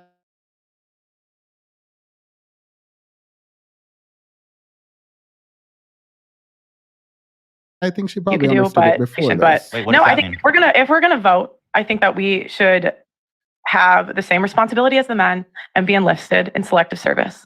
Okay. So that's so you're saying women should also have to sign up for selective service when they turn 18, like men. Yeah. Okay. I'm saying if you're going to be equal, make it equal. Okay. And for me, I don't want to do that. No, thank you. Keep me out of that. Okay. So right. I understand that's your preference, but I'm just trying to understand like the policy that in your red pill, we're doing the red pill. We're seeing the world as it is. No, I wouldn't assign that belief to like red pill. That's not really like a red pill belief. That's just mine. Okay, cool. Yeah. I'm just trying to make a point about. So do you think having women in the army would weaken our military? Yes. So then probably don't draft women into the army. By the way, that is such a dumb statement too. Like, there are so many different jobs within the army for which both men and women are very much suited for. The idea that you think women in the army, quote unquote, weakens the army without actually doing any kind of investigating into like what the army needs and where people are needed and where statistically women are better than men in the army. I feel like this is so underdeveloped and meaningless and leans so heavily into stereotype to the it is almost like a caricature of womanhood. But even to look at womanhood in this caricature and through these sort of 1950s housewife lens would give you an idea where you're like, oh, women are better nurses, right? You're like, oh, wait, the army does need nurses. like even if you're like being really myopic in your view of womanhood, like to say that women weaken the army is just like kind of idiotic. Because I think you're like thinking the army is like just about like going into battle, which part of it, like obviously that's the intention. But there are so many different roles. It's weird to just say women weaken the army as like a blanket statement. It just feels dumb. Yes, I said feel because there is a sort of intuition here that I don't actually have to investigate to know it's real. I know too many people in the army. I support the army too much to just sit back and say, "Oh, women weaken the army." How? Oh, you think women on the front lines weaken the army, but you allow for no nuance at all. Just talking.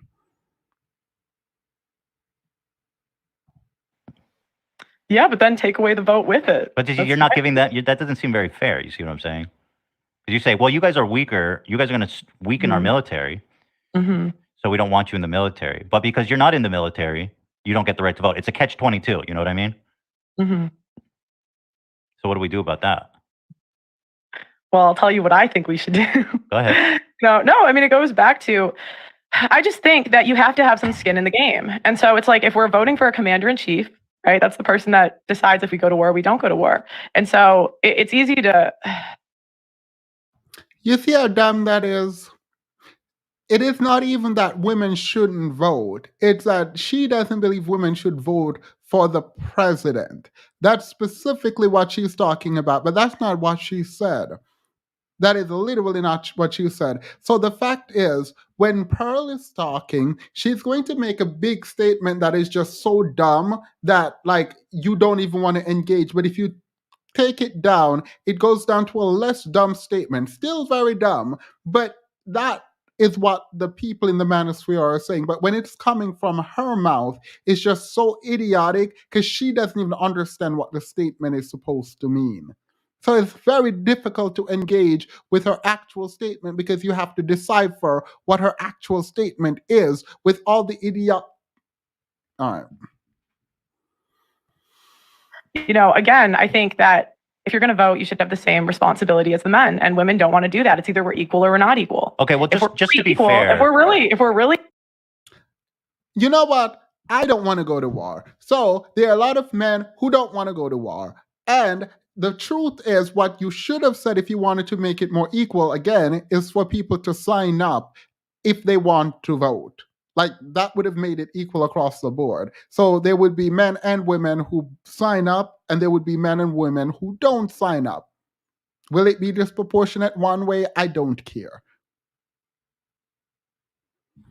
Vitamin says she's doing this for money. She doesn't believe in any of this because if she did, she'd be in a kitchen somewhere minding her. All right. Equal. It is weird to see those like trad wife advocates talking about women don't know their place while having these tremendous like careers online and speaking in books, and you're like, this feels like you're leaning into the girl boss ideas. It feels like you're very much a girl boss right now, but period. Have the same responsibility, but again, it's equality when it benefits us. Well, but your logic doesn't even make sense. I mean, you're talking about, first of all, there hasn't been a draft in the United States in 50 years, right? Mm-hmm. So if there was a draft, maybe we could have this conversation, but it just seems kind of silly. In 50 years, there hasn't been a mandatory draft. It just hasn't happened. Mm-hmm. So, so why is it a big deal, I guess, about the selective service? Because there's not going to be another draft. You know what I mean? There's enough people in the Army. I don't think that there's going to be a draft. It's just not going to happen. And with the way technology is going, we're going to have autonomous robot fighters before there's a draft. You know what I mean? Mm-hmm. So why does it matter? I just don't see the point with the selective service thing. I just think it's, again, like, women want all the rights without the responsibility. What other ones? If you don't think that there's going to be a draft, then equally do what the men do. Men are fined $300,000. They don't have the option. They don't even have the option right now. Right. So give them the option. Okay, let's give them the option. Make it equal. How do you give them the option when there's no draft going on? Please tell me that, Pearl. Or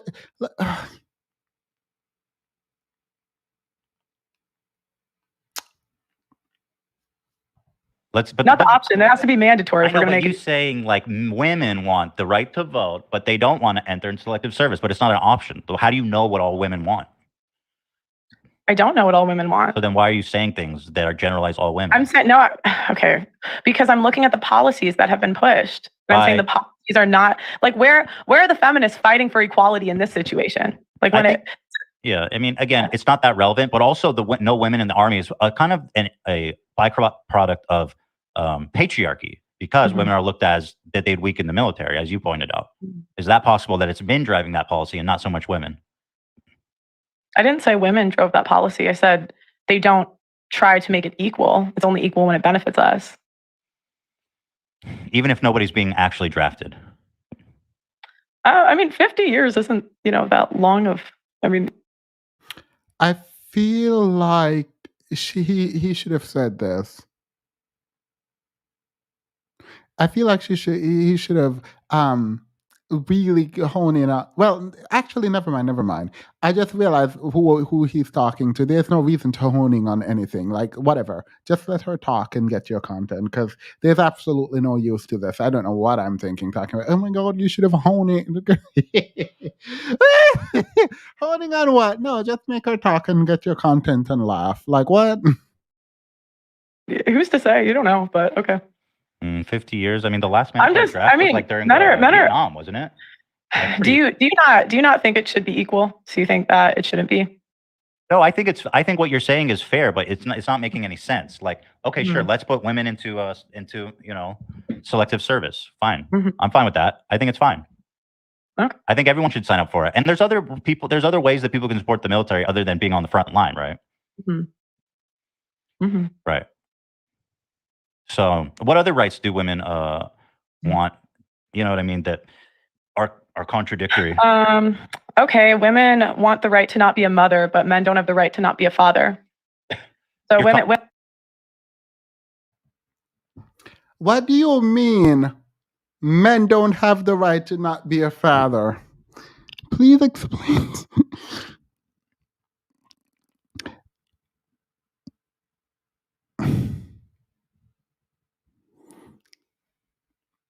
Men literally choose not to be fathers every day. You can choose to not have a child. Again, she says these really ridiculously broad and terrible statements up front, and you have to decipher what she means. So what I'm thinking she's saying is, women can choose to carry the child to term, and men don't have that choice. I think that's what she's saying. But that does not translate into the man being a father at all. Now, you're saying the man might not have a choice in financial response. I don't know what she's saying. By white collar criminal is not the same as by a rapist. Felonies aren't all violent. Men are more violent than women, so women will do it more. Women acquiesce to men's violence nature eons ago. Yeah. That's so hard. Because you can choose to not impregnate a woman. You can choose. What do you mean you don't? What do you mean men don't have a choice to be a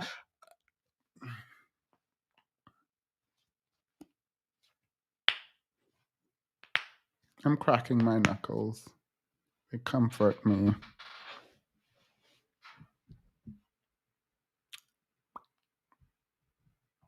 Women can have a which I know it varies state. I'm in the UK, so I forget. Sometimes the US is different by state, but like in the UK, abortion's free up to 6 months, but a man can't opt out of child support. So it's like, why does he have the right to not be a father, but women don't? Or why do women have the? All right, paying child support does not make you a father. So like the idea. I think she meant financial abortion is what she meant. I think that's what she's saying. If the man doesn't want the child, he shouldn't have to pay child support.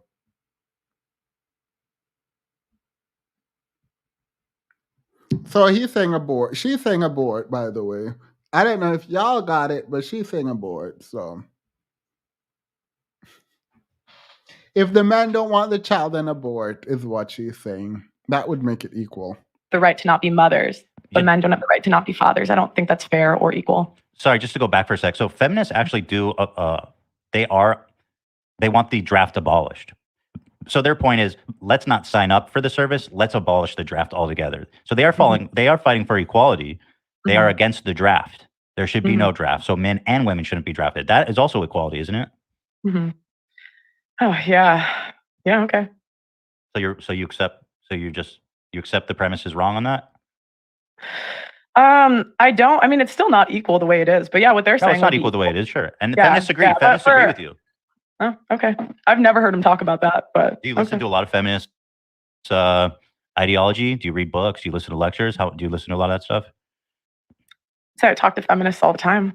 Right. I haven't seen you talk to an actual scholar once. You just talk to kind of random women. Mm-hmm. Right. I mean, that's fair to say. Right. Mm-hmm. So when you say you talk to feminists, you just mean like random women off the street, not like a scholar. That's say they're feminists. Yeah, but it's yeah.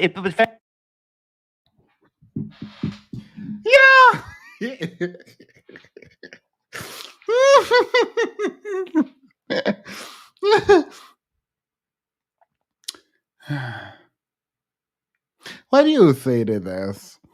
They don't want equality. They only fight for things that make them better. They don't actually want equality. They should be fighting for equality for men and women when it comes to the draft. They want the draft abolished. They're fighting for equality. Mm-hmm. Mm-hmm. Uh-uh. So you're just not going to respond to that. All right. It's very offensive to me. This level of this kind of interaction is very. I feel like it's an affront to my dignity. Feminism doesn't count. It's like a. It doesn't count. Well, you said you know what feminists believe because you talked to a lot of feminists, but I'm talking about like. No, I said I've never heard them bring it up. So. Do you have any interest in talking to feminist scholars? By the way, when I brought it up earlier, I didn't even remember any of this. If you read feminist scholarship on this area, you would have known. Pop Diva have been a member for 13 months. Thank you. Like, you would have known. That's something that's very well known. Like, you don't, like, you. How are you going to talk about the draft so often on your own channel, but never actually look into what the feminist writers and scholars are saying about it, while blaming them for not wanting equality when it comes to the draft? So you have an idea about what they do and you don't ever look into actually what they say about it. You just assume you're correct about their position. All right. And this is why you will forever lose in every single debate, because you do no research, no homework is done.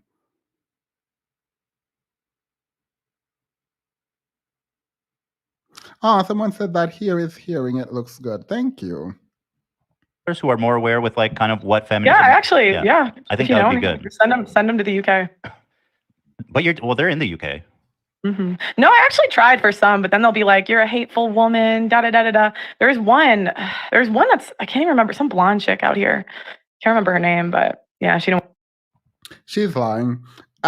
Jay says, so she wants men to be able to decide on abortion, not women who carry the child. Gotcha. Yeah, she wants men to be able to decide on that, but she's like, oh, because you can't do this, that means you should not even get to vote, right? So the principle she has is, at least for the military, because you're not drafted, right? You can't get to decide and should not get to decide anything about the military, including who runs it, right? But for women, she believes, even though men can carry the child, that men should have a say in the woman's body and what she does with the body. That to me feels inconsistent, but that's neither here nor there. Nayani, you are appreciated. My Uncle theme is in my head. Oh. want to come on. Blondes. No, I'm just saying that was that's what she looked like. I don't know her name. I forget. But like, I mean, my point is like when you just bring a random girl and they say, yeah, I'm a feminist. It's kind of like the Steven Crowder changed my mind versus like actually talking to someone who's involved in like the scholastics, the academia of what feminism means historically in modern day and previously. Mm-hmm. So the level of discourse you would have is obviously different. Mm-hmm. So feminists are in favor of equality, though. So I don't know if that's interested you or not. Mm-hmm. You don't believe me? I'll take your word. You can trust me. You could go read about it. You could actually go read up about it. You don't even have to take his word. You can go read scholarships. You can go read works from actual scholars in the area. I mean, just a thought. Oh, man. Okay. Okay, so moving on. Oh, yeah. No, someone said she seemed bored. No, she is not bored. What she's doing, she's uncomfortable, but what she's doing is she's trying to give off the sort of vibe that she's disinterested. She thinks it's bad faith, and she's above these questions and this interaction. So when she's getting dragged for not having answers and not being consistent, her defense is essentially, oh, I didn't care. I realized it was bad faith, so I checked out. That's her defense. That's what she's setting up her defense that way. We don't care. I'm not asking Pearly Things Oyster about why she's doing what she's doing. To me, this is the best she got. She has nothing, and so she's going to continue to be dragged. Yeah, we're talking about feminism. So what other? So you're talking about divorce court. Sorry, I know you were making a point. So let's go back to that. You were saying that women can decide to terminate a pregnancy, therefore they can choose to be a mom, but men cannot decide that, and they don't get the choice to be the dad. To not be a dad. Right. So do you think that like?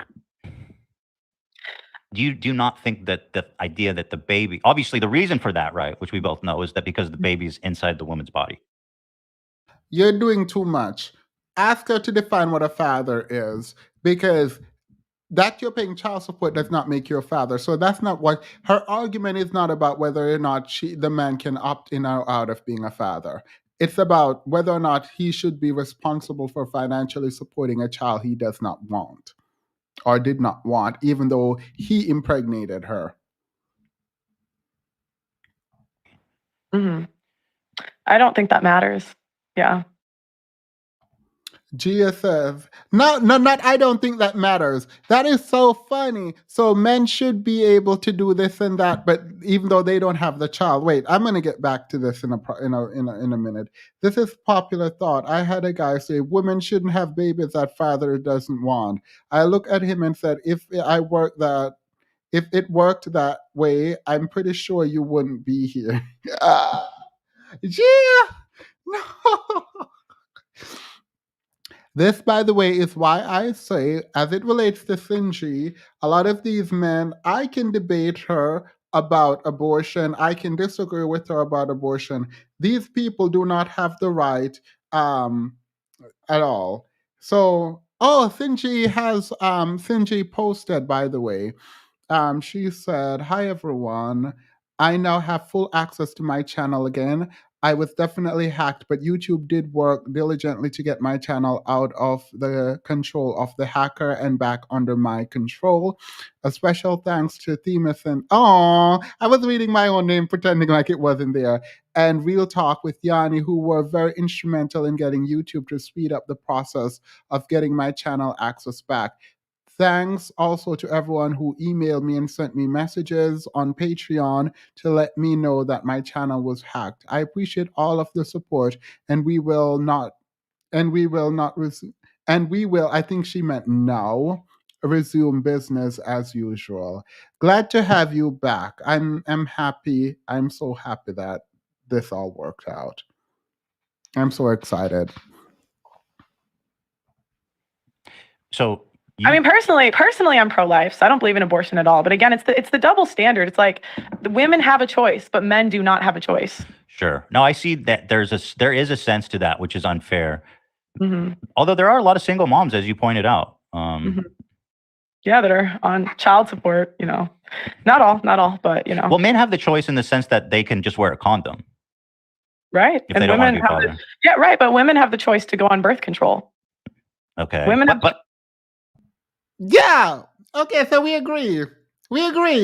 So men have a choice to whether or not they want to be fathers. No, y'all agree. Just move on. Move on. Period. Ultimately, Plan B. Women have the choice to get an abortion. Women have the choice to, take the morning after pill. Women have the choice. You have like IUD. There's a million pills. Right, but those will have to do with pregnancy. But I'm saying if a man women also can require men to put on condoms or not put on condoms.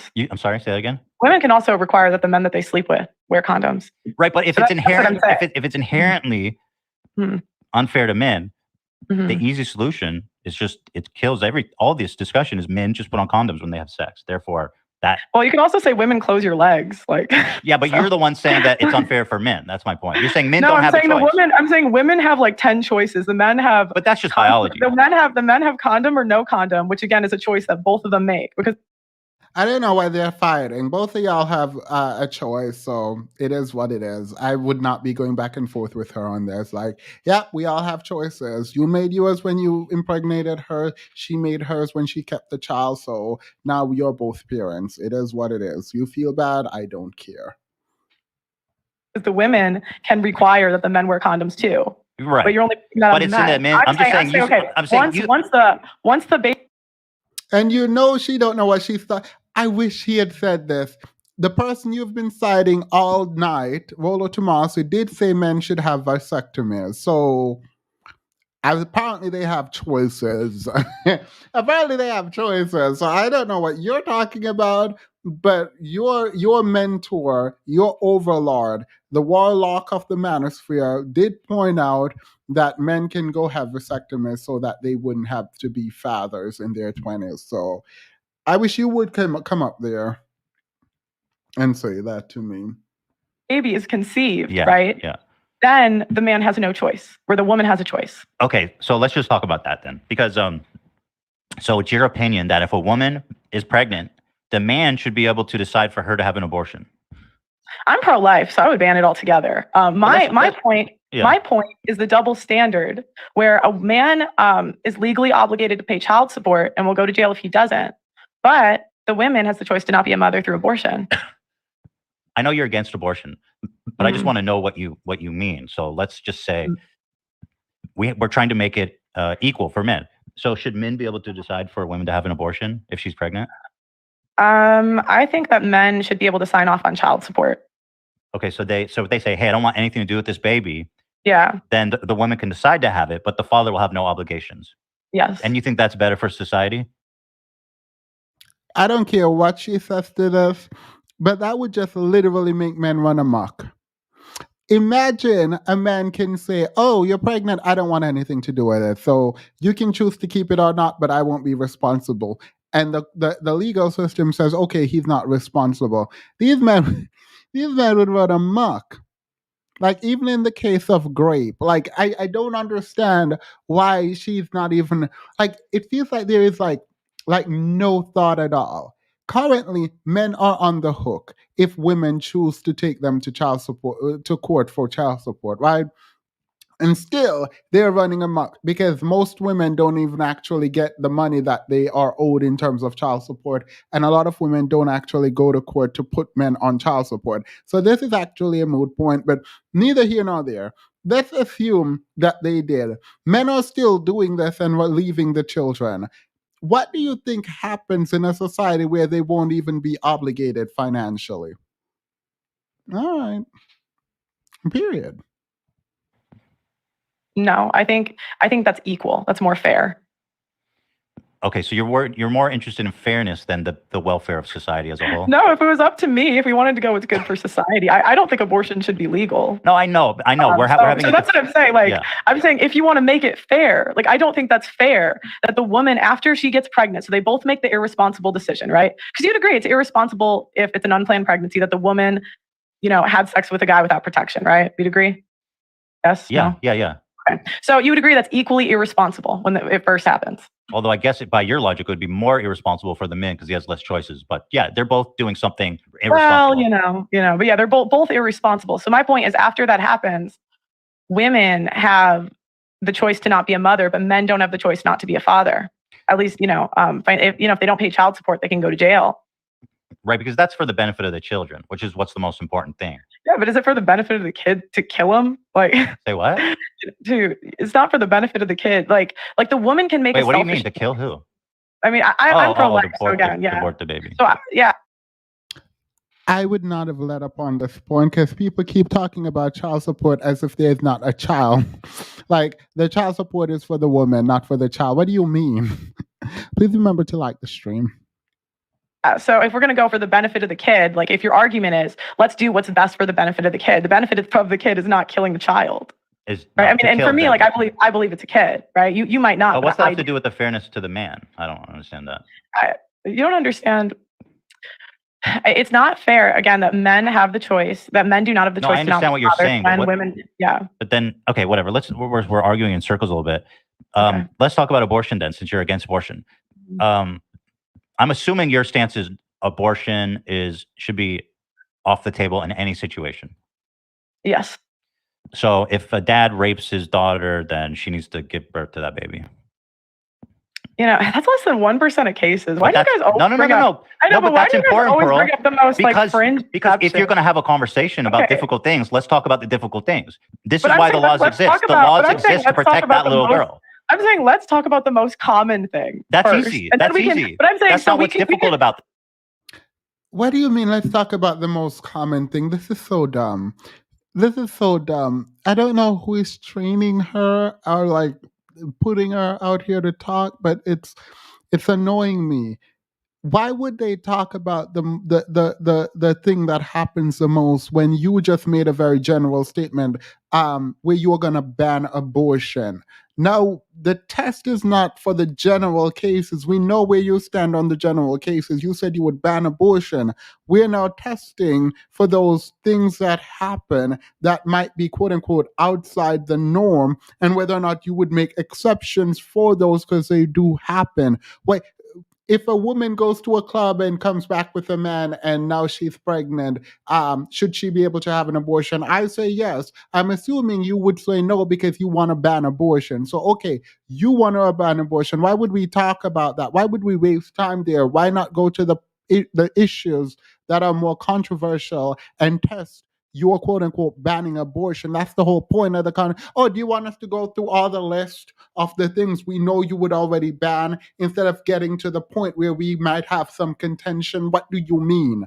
This is so dumb. So if the man wants an abortion, then that is the best interest of the child, right? Murder magistrate, this girl, is she annoying? But I'm saying we can get to the difficult things later. But it's like, why do you guys bring because up that's the interesting part. I'm telling you, the law is there to protect on those fringe cases. I'm saying, why don't we start with the majority of Didn't we just do that? You think, okay. What do you want to say? You don't agree with abortion. So like if yes, y'all just did it. When she said she would ban abortion, y'all dealt with the obvious cases. Yes. Yes. You are not wrong for bringing up the case to test what she's doing broadly. Like what? Curry Up and Eat says, Pearl is sticky, cobweb collecting does. The man shouldn't have to care for their children, but I shouldn't have an abortion. Right? I feel like she's deliberately obtuse all the time. Giggle.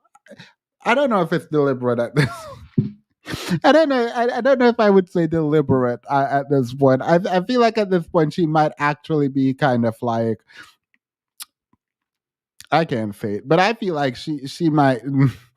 No, she's scamming them. I think she's a grifter. That my opinion is she's a grifter, and there's no way you could just like no. My opinion is she's a grifter. Thank you, Giggles. I wish I could put your super chats on the screen. If we DJ says if we only talk about the most common, we'd never talk about men who actually want their children. Nor would we talk about women who get alimony. Right? She keeps talking about alimony, and less than 10% of people get. You know what? Let me leave her. Let me leave her alone because I can't. But men and women have sex, and they're both being irresponsible. Then sure, I understand. You say abortion's bad because we don't want to murder babies. That's not controversial. That's easy to understand. The point of these laws is to protect the little girl who's raped by her dad. These are the challenging. These are the challenging issues. So this is why I ask you about it, because this is the byproduct of your position of no abortions are allowed under any circumstance. So if you're willing to take that position, you can't just dismiss this because you are saying that this girl who's raped by her dad should have the baby. I just think we spend a lot of time. I just think hold on. I just think we spend a lot of time arguing about fringe cases that are less than like 0.5%. Those are the important cases. That's and I don't think those are as important as the 99.5% of cases. And so sometimes I think it's a bit disingenuous to say, here's this extreme fringe case that happened. And I don't think it doesn't matter. You're making a law. We asked you about a case. What would you do in those cases? Are you going to ban abortion for her? Let's say it. Let's hear it. I want to hear it because a lot of this is what I don't trust pro-lifers who do this, by the way. If you believe in pro-life, it should not matter how the child comes about if you believe the child is somehow equal in value to every single human being. And I say child, not embryo, because that's what you think it is. Fine. If that's what you think it is, why would you allow abortion in the case of grape? Because the child is not the one who did that. So I feel like it's not consistent. Be as evil in my mind as you want to be, and say no abortion at all because the child is a human life and it or he or she didn't do anything to you. Don't say it's a potential life. Don't say it is going to develop life. Don't say any of that, because to say it's going to means that it is not currently, and I don't like that. I think I saw Destiny and two pro-lifers do a debate, and I halfway through I shut it off. I was like, yeah, no. These women are not about to engage at all. All they're going to do is shout and call him misogynistic and whatever, and they're not going to engage at all because they don't actually have a point. That was my takeaway from the debate. To be fair, I didn't watch all of it, but from what I saw, it was useless. So, the Equalizer, welcome to the book club membership. And no, I'm not against pro-lifers. I'm against you ideologically. We could debate that. But I just like consistency. And when you're not consistent, it's a problem for me. Don't make a law for the exception. Yes, you do. You don't make laws. The general law is not. Yes, you do. You make the general law and then you make the exceptions and exemptions. What do you mean? Oh my God. Just useless. I'm probably going to get annoyed real quick and stop this. not for the exception, it's for the rule. Like, why That's would not you an exception. Why is that an exception? Or I mean, exceptions are important to the law. Okay, that's the whole point. Wait, do you not think it's an exception? Like a 13-year-old girl getting raped by her? I don't know what you can say on YouTube. Yeah, you can say whatever you want. I don't think raped is gonna.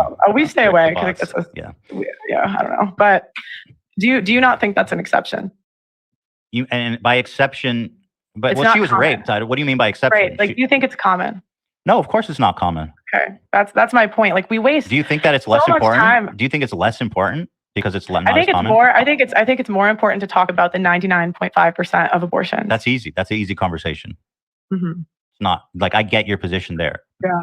But listen, you can write. Pearl, you can write exceptions into laws. That's why they exist. Because why should that girl who's raped by her dad forced to give birth to that baby because you didn't want to have a conversation about her?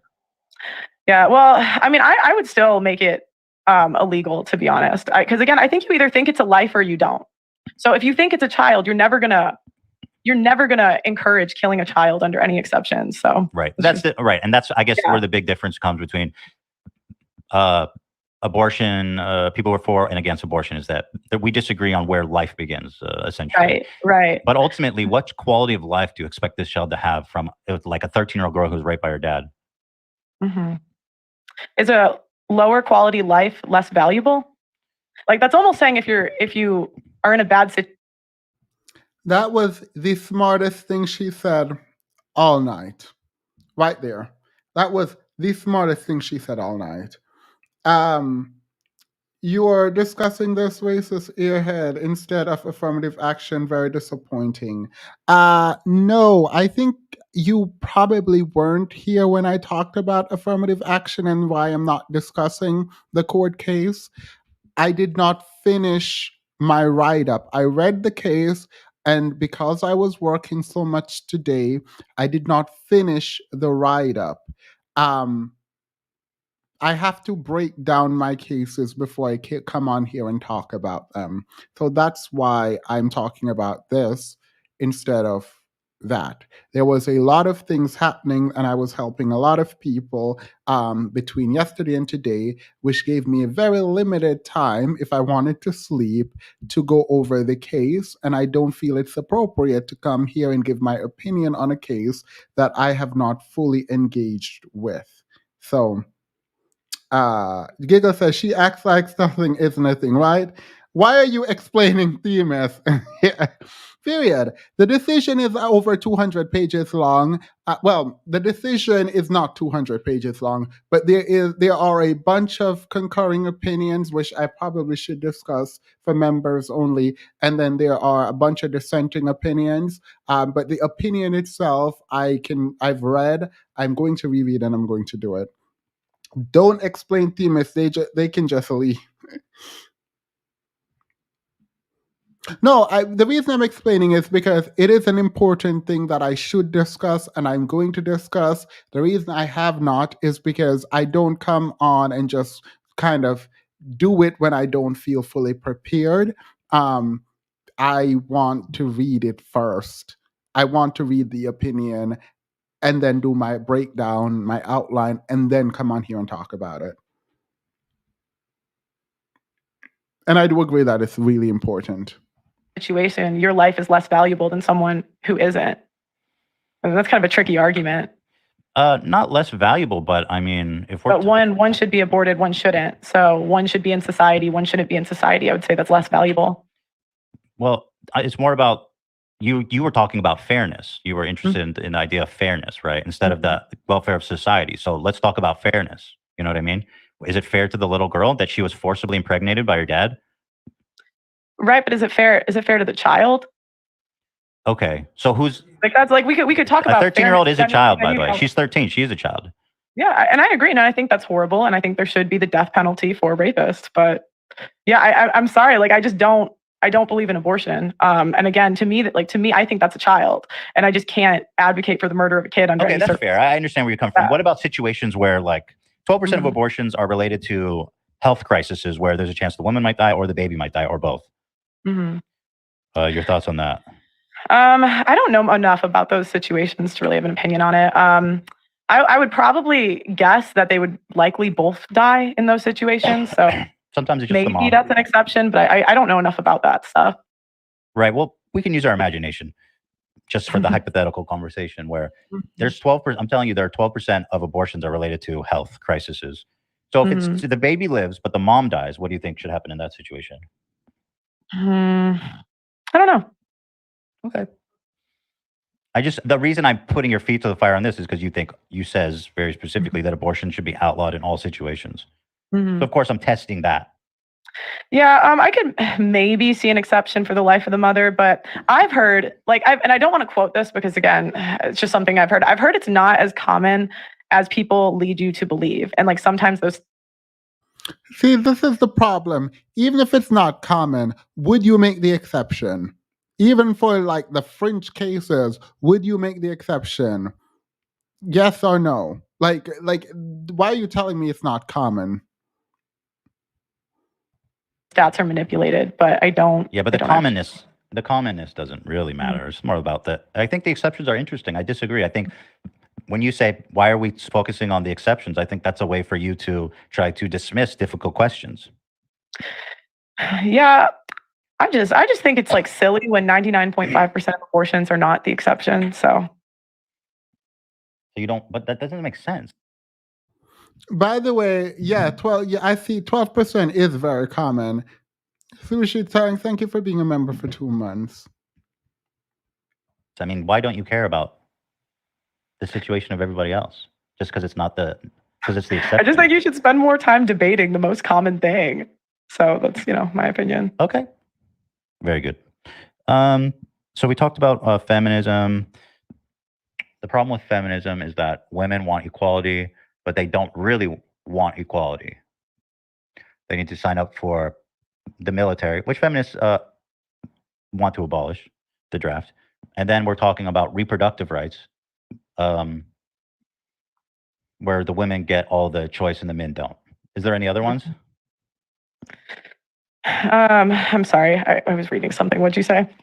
Is there any other examples other than reproductive rights and voting/draft that shows that feminism was a mistake or that feminists are disingenuous or something like that? I would just say there's just a lack. The biggest one I would say is divorce court. 90% women get custody 80 to 90% of the time. I think 90% of alimony payments are awarded to women. What does that have to do with women's suffrage, though? You said you criticized the whole thing.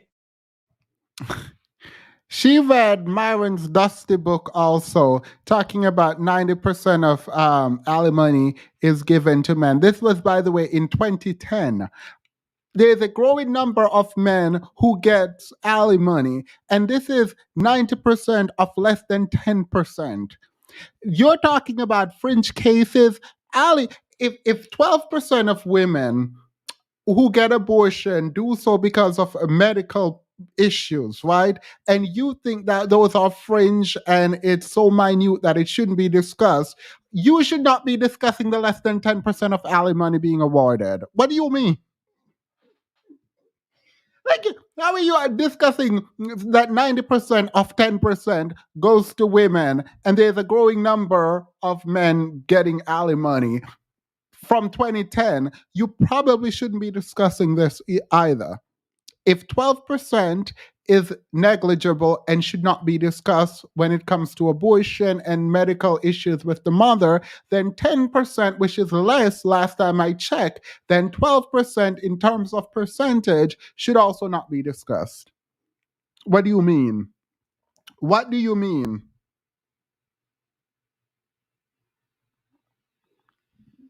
No. I click. just remove. I wish one of the things I do wish is I could be more, what's the phrase? Savage. I wish I could. Look, y'all can come to me for culture, so it is what it is. I wish I could be more savage when people come up here. I just click and just remove. Yeah, no, this is idiotic. Nope. I'm never gonna do that. But know that I wish I could do that. Going all the way back to its I thought you asked other double standards. No. Well, I asked you what's your problem with feminism in general. We can move on though. I have a good question for you. I hear you talk a lot about the pay gap. Right. The pay gap is a myth. What do you mean by that? Oh, because women don't do the dangerous jobs in society. So, like, I just. When was the last time that the dangerous jobs in society paid the most? In what society currently in the Western world do you get paid for the most dangerous job? I am not saying that there aren't dangerous jobs for which you get paid highly, but some of the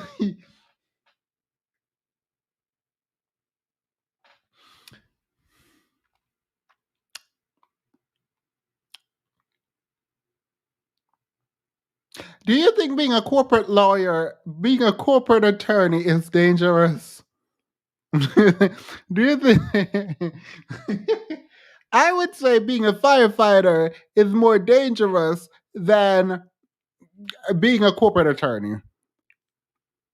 I think being a sewage cleaner, for example, is more dangerous than being a professor at Harvard. Who do you think is getting paid more? Being an actress, depending on what level you are actually, is not as dangerous as, I don't know, being a police officer. Who do you think get paid more? Like, women don't want to do the dangerous job is not a response to the pay gap. Like that's not a response. That is not a the word dumb and idiotic, I've been saying that too much tonight because I don't use that as part of like my lexicon. Like it's not a part of my vocabulary, just as a general matter.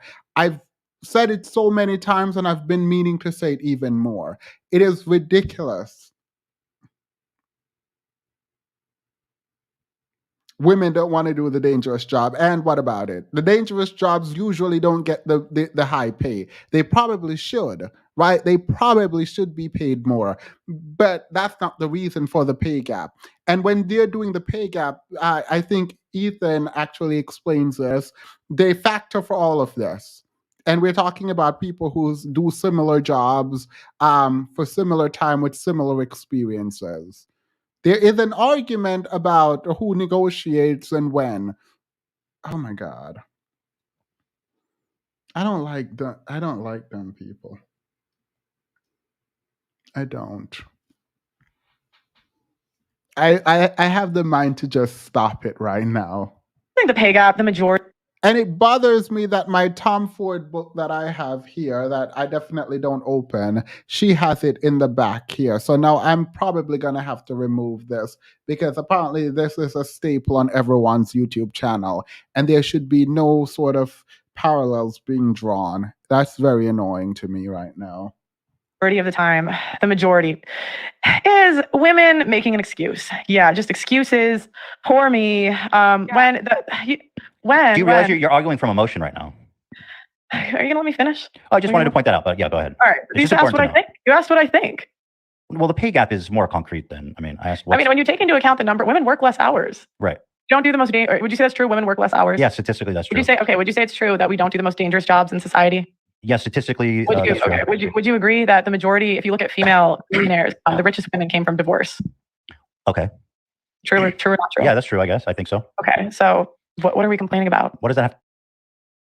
All right, good. I'm glad he said, what does that have to do with anything that we're talking about? Because that literally, none of that have to do with the pay gap. None of that. Nothing she just said. Absolutely zero. There is nothing she just pointed out. Nothing that had to do with the pay gap at all. She did not engage with it at all. She's just saying random things. To do with the pay gap, any of that? Because all of those you don't think working less hours contributes to getting paid less? Yeah, but the pay gap. Excuse me, sorry, I've got phlegm in my throat. So what you're doing is you're misrepresenting what the pay gap is. You understand that? The pay gap, when it's analyzed by economists, and the U.S. Department of Labor and such organizations, they do controlled analysis where they eliminate all these factors. For example, ones you listed of women tending to work in lower paid fields. They eliminate women working less. They eliminate for when women take maternity leave, all this kind of stuff. And even when you do a controlled analysis where you eliminate that, there's still a big pay gap. That's not true. Okay. Wasn't it like 3%? Last time I checked, it was 3%. Oh, so there is a pay gap. Yeah, but that's 3%. So, but it's not a myth if there's 3%. Yeah, but the number they used to push was like 77 cents to the dollar. But that's what it is without it's about 20% without the control. Yeah. Right. And so, yeah, I mean, when women, like, I just think if we wanted to be equal, then do the same jobs men do. But there is a bias. But that's interesting because you admit there is a pay gap, 3%. Yes, for the same jobs. What do you mean? It is for the. Oh my God! Let me not shout. My friends just invited me out. Apparently, there are like Rihanna parties or whatever happening. I don't know. So I might have to end this case. They say, you look stressed. You've been having a bad day for the last 2 days. So we're going to take you out. So I'm very excited. My friends want to take me out. Pearl sounds like one of those girls that guys rejected in school who decided to join them as a way to no longer be picked on if you can't beat them, right? Someone said, who you got in a debate between FD and Pearl? Don't do FD like that. You know FD, no. The Pearly Oyster thing is not that girl. I mean, I wouldn't want to work for 3% less. Yeah, I mean, if you think that's because of gender, but it's also because women are more agreeable. It's like 70. That's included. That's part of the control. Okay. I mean, I don't think 3% you can really say that's just because of gender. Well, I did some research on this. The Department of Labor published an in-depth report. This is under Trump's administration in 2019. This is from the U.S. Department of Labor. I can link you the study if you want. It's called Gender-Based Pay Disparity Study. Mm-hmm. The research team found that the raw gender wage gap was 17.4% and the median was 20%. The raw wage gap increased actually between 50th and 75th percentile and remains the greatest at the highest percentile. In addition, the research team found that the importance of human capital varied across wage distributions in part-time work as well as female-oriented occupations. The updated result explained about 20 to 70% of the raw wage gap over the wage distribution, but it left an adjusted wage gap of 10 to 15%. That was in 2019, according to the U.S. Department of Labor. Yeah, I mean, I'd have to look at that, but the stuff I've seen, it's very small. It's like 3%. What stuff have you seen? Off the top of my head, I can't remember, but I can send it to you. Sure. Okay. But I just gave you a pretty concrete, I mean, the U.S. Department of Labor, do you consider that a credible source? Yeah. I mean, if that's true, it's just a lot of times, like, there are like parts of the study that they don't talk about. So, like, even on this is what I was looking at earlier. Like, they're saying the stat you gave earlier, 12% of abortions are not done on the surgery table of the emergency room. These cases are overwhelmingly doctors advising abortions ahead of time in case there are risks for the mothers in pregnancy. Also, that 12% number they gave is highly inflated. And so it's like, it's just a lot of times there's more to it than just like a number you're giving me. But yeah, what does that have to do with the pay gap? I'm confused by that. No, the point is that like a number you gave me earlier, like there was more to it. Which number? Which one? I'm sorry. Go ahead. We'll unpack that. The 12% of abortions are not done on the surgery table of the emergency. Okay, so it looks like she has a research department or something because someone is texting her. Because, like, you don't just put down the phone, then take it up, and then suddenly have research on it. Someone is sending her something, and they're doing it.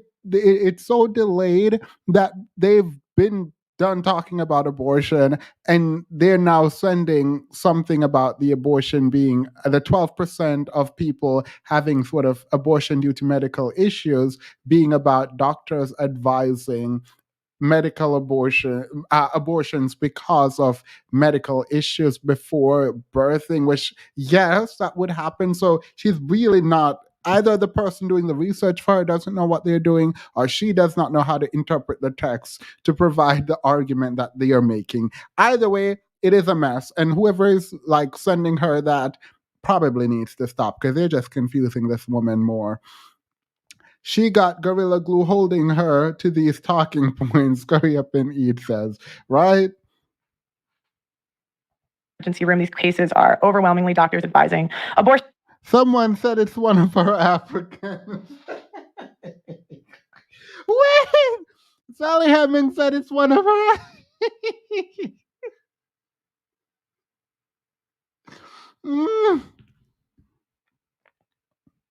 Ahead of time in case there are risks for the mother in pregnancy. That sounds reasonable to me. Mm-hmm. I mean, a doctor is qualified to say this baby's going to put your life at risk. I would trust the doctor to say that, wouldn't you? Yeah, like, but they're saying that number's inflated. Who's saying that? They didn't say that.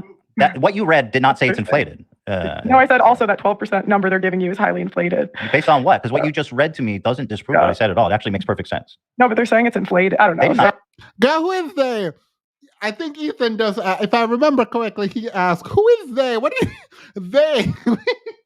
Her citation is they on my phone, telling me it's they. Her citation is they on my phone.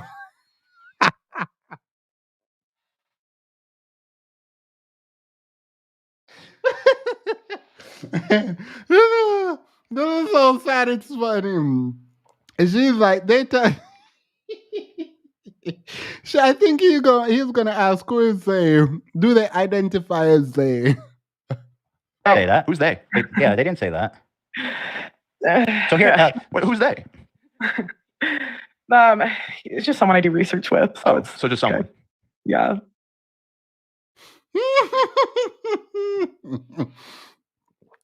Her Africans are late, but they're here with the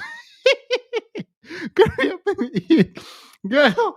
Listen, who is there? I was like, girl, are you taking up that phone? Obvious. Girl, not my camera going in and out. Thank you. Hurry up and eat. I wish I could put that on the screen. Why Ethan trying to use logic with this? I don't know, girl, because I would definitely just be laughing. I'm gonna shut off my camera and turn it on again. Or I could talk like this. Hey everyone, welcome back to Themis and Those. Grab your coffee, water, tea. That's good. Okay, that's fair. That's fair. Don't push, right? Here's an interesting analysis. I thought maybe you'd be interested. Women don't do the dangerous jobs. Women are overrepresented in healthcare. You know that probably, right? Yeah, it's the number one employer is nursing. Then hopefully you can explain to me why, when you look at the pay of women versus men doctors, look, you can see this graph. There's a huge disparity of the average wage of male doctors versus female doctors. You can see here, and even this is from 2022, last year. This is again from the physician compensation report. Male doctors make on average $285,000 per year. Female doctors make on average $228,000 per year. So this is the women's field, and yet they're still making significantly less than their male counterparts. Okay, does it say why? No, this is raw data. This is just raw data. Okay. I mean, you'd have to look at why. So we could justify this by saying women work less hours. No, but they work less hours. That's what I'm asking. This is controlled. They're working the same hours. They have the same qualifications. Yeah. Okay, well then maybe they are in that field. I don't know. Okay, so the wage gap is more complicated, perhaps, than saying it's a myth. It's possible. Okay, that's nice to hear. So I would recommend, though, when you go out and do these shows and stuff, because when you talk about the wage gap, you're very adamant about it. Like, oh, this is a myth, and this is why, and you extract a lot of meaning from it. So I would recommend potentially approaching that topic with a little more nuance in the future, especially if you're saying, well, yeah, maybe I'm wrong about this. But here's an excerpt so we can kind of see how you talk about these issues. Here it is. I think in 2022, any girl that complains, I'm not talking about race because that's the first thing people always bring in. I'm talking about female to male. I think in 2022, if you're complaining about the pay gap as a woman, you're probably just lazy. I have never had a problem getting the same pay as a guy. One issue is that women.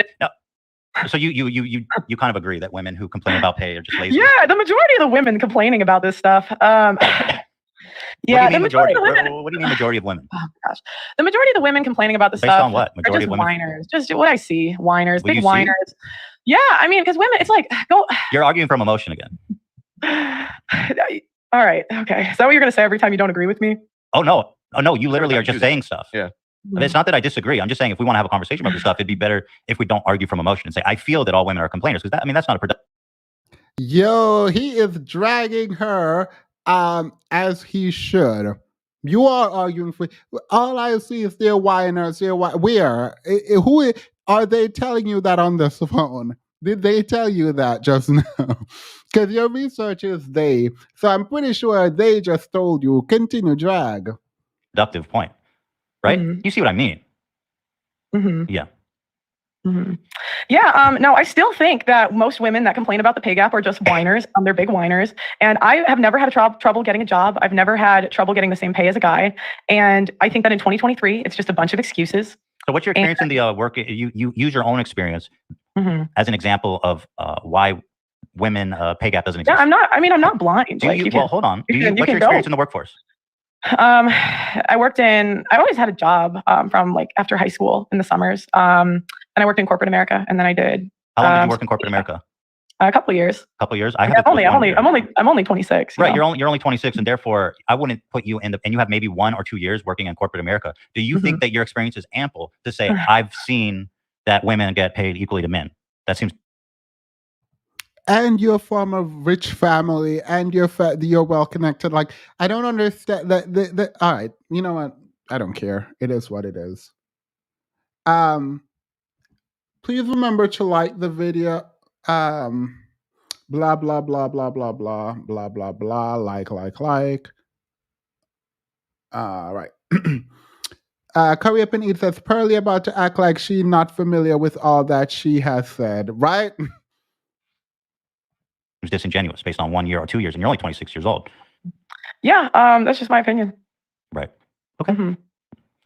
Okay, but I think we've established a little bit, at least you've conceded a tiny bit to me, that the wage gap is perhaps more complicated than yes or no.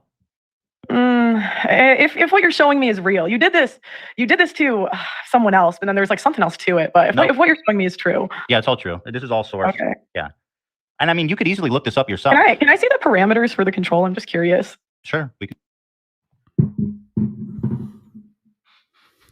Did this woman just say, can I see the parameters for the control? I know she didn't just say that. I know she did not just become a statistician overnight.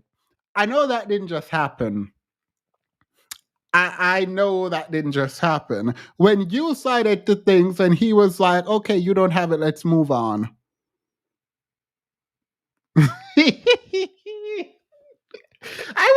I wish someone who offered stat that I asked for the stat said, oh my God, I just realized y'all probably think I'm talking about Annalicia.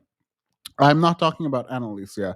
What I'm saying is, in a conversation, if you bring up a stat and I ask you for it and you don't give it to me and you are just saying, I feel, I think, blah, blah, blah, and then I bring up a stat from the Department of Labor and I go through that stat, you don't get to ask me about any kind of control, nothing. You don't. You just got to take my stat and sit with it and then go do your research on your own. You don't get to interrogate my statistics when you provided absolutely nothing. You have lost your entire mind. You have a lot. Like, I am not about to sit here and explain this to you. I won't, because it sounds like you know how to do stats. It sounds like you know how to read stat. It sounds like you're intentionally misrepresenting your stats if you are now asking me for some foolishness about control. Like, what? Absolutely not. Nope. Can do that, yeah. You can pull up the U.S. Department of Labor one. The doctor one, can I see? By the way, we've long since moved past, but I did find that study in the Rolotoni video, the Swedish study from several years ago about Swedish prison system. I'm not sure. We can loop back to that. Wait, what was it? What was it? I'm unfamiliar. So the felon study was from Sweden, apparently, from Rollo Tomasi.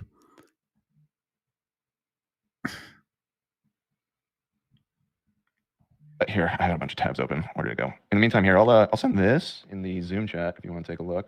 Oh, can you open it? Because I don't have the Zoom on my computer. Can I send a link to you? That I guess that's a parameters one. That's the Department of Labor's 2019 study. There's a couple more. I guess we didn't. I'm curious. What do you think it is? The wage gap?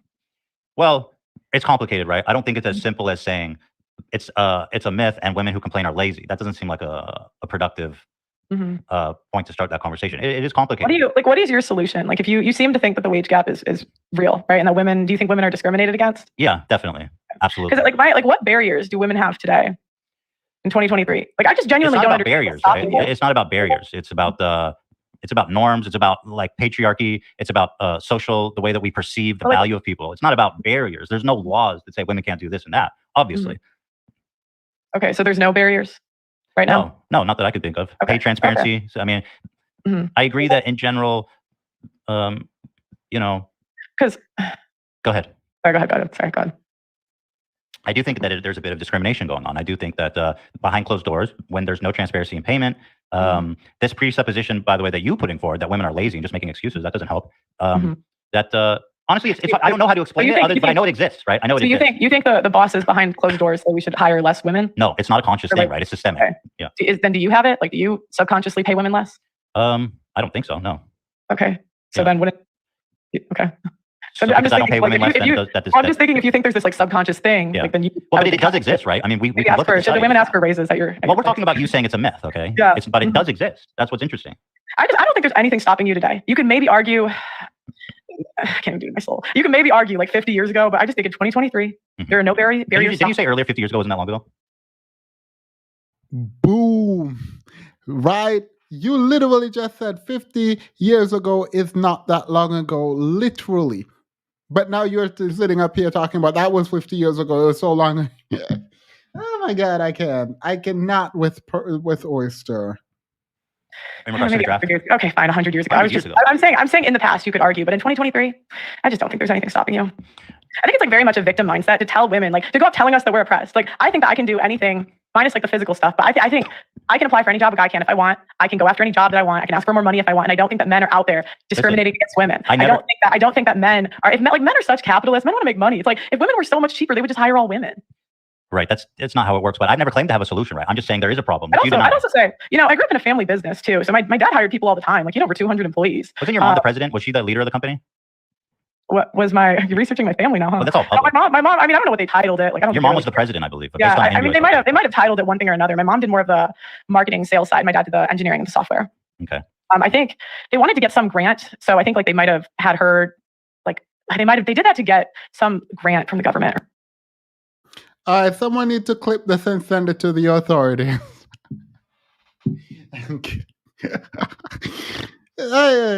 Not you potentially admitting to a crime with your you know what? Let me leave this alone. I feel like, all right, girl. Period. Because all right. So everyone just coming online confessing to criminal behaviors. Got it. Or something. I don't remember. But so, is that a crime? Yeah, I probably shouldn't say that on here. We can cut that out. Might not like that. So I guess, again, we're kind of hitting a wall on this topic. But what I would say is this: is that I don't claim to have a solution. I'm rebutting your claim that the pay gap is a myth. Because it's not a myth. It exists. I don't know how to fix it. I'm just saying it's not a myth. That's an oversimplification, and it's dishonest. Yeah, I just don't. I think most of the pay gap you can attribute, and you even agreed to this, the 77 cents to 3%, like, is very different. I think the majority of the pay gap 3%. You can. Oh, you mean the uncontrolled? Yeah, it's more than 3%, but I agree that it's lower. Yeah, it's a lot lower. And even with that, like, I just would guess there's more to it, because I just don't see. Is there anything else you want to guess? I don't think that men have this evil. I think it's silly. It's silly to think that men have this evil coalition where they just unconsciously discriminate against women. I agree. That's not what's happening. That's the oversimplification part. Speaking of coalitions, what do you think about the Jews? No, I'm just kidding. I don't have any. I'm just kidding. I'm just kidding. That's not a serious question. Let's talk about some of your really interesting ideas on this one here. You say men want younger women. This is something I've heard you say quite a bit a few times here. I'll play this clip, set it up. That's not get me at 40 years old, at 50 years old. It's getting a different version than he had when I was 18, 20 years old. But it's a less valuable version to men. No, that's not the right man for me, because it's not the right man for you. It's how men can't help what they're attracted to. No, it is all men. They can't. If you survey men between the ages of 20 and 80, they're all the most attracted to 22-year-old. I peaked 3 years ago, and you guys did too. At 22, 23, and this is men between the age of 20 and 80. So what men value is purity, youth, and fertility. And so, like, what would you be able to offer to a guy? So that's something I've heard you say. Obviously, you strongly believe that, right? That women who are past the age of 22, their value goes down, and all men just want young girls. Mm-hmm. So I guess what's the message behind this? Who are you speaking to, and what is it that? I mean, it's just true. Men do want younger women. Well, right. I want to ask you this before we get into that. What is your message? Who are you speaking to, and what is it you're hoping that they take from this? I mean, I just believe in speaking about things that are true. And I think a lot of times as women, we're told that we can just wait forever, get married at 35, and have a bunch of kids, and that's just not true. Who's saying that? I just think it's a message that's pushed by the media and culture today. So the media is telling women to get married at 35. I mean, have you ever seen, like, what's a homemaker that's on TV? You mean like in a sitcom, or you mean like in a no? But I'm saying, like, we don't have them in the media and the culture. Literally, what's that comedy that Family Guy, The Simpsons, like most TV show, Roseanne got canceled a while ago, I guess. But like a lot of TV show do actually have the traditional family. Like, I don't know what she's talking about, but okay. Like, family really isn't pushed. And so I'm not saying it to dog on women, but I just think a lot of times, like, we're lied to. I mean, we have men are called ageist. If they don't want younger women. You know, men are constantly shamed when they have a standard. So it's not. I mean, that's like. If your standard at 50 is under 21, that's a problem. Yes, and you should be shamed for it. Yep, you should be shamed for it.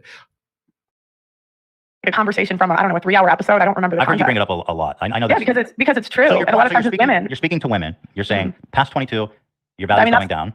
And, yes, and your message, your value on the sexual marketplace. So your value, like that doesn't mean like your personal worth. I'd like to just clarify that, but yeah. And so your message to them is nothing. You're just saying that because it's true. I mean, don't wait till 35 to get married. Get married as young as you can. Right, get married as young as you can. Yeah. Get married as young as you can. That is so disgusting. That is such a terrible. Also, I think Ethan brings this up, but like when you marry young, the likelihood of divorce tremendously increases. Now, you seem to offer a lot of advice to. You're mostly giving advice to women, would you say? I wouldn't really. Okay. I wouldn't really. I guess sure. Yeah, that's fair. I mean, I think I've heard you say that even. And then so men. Like I wouldn't say I'm like an advice channel. Like do this. I mean, it's more talking about the state of relationships today is a better way that I would put it.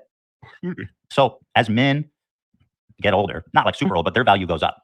And as a man's value on the sexual marketplace goes up, they're looking for younger virgins, right? That's important.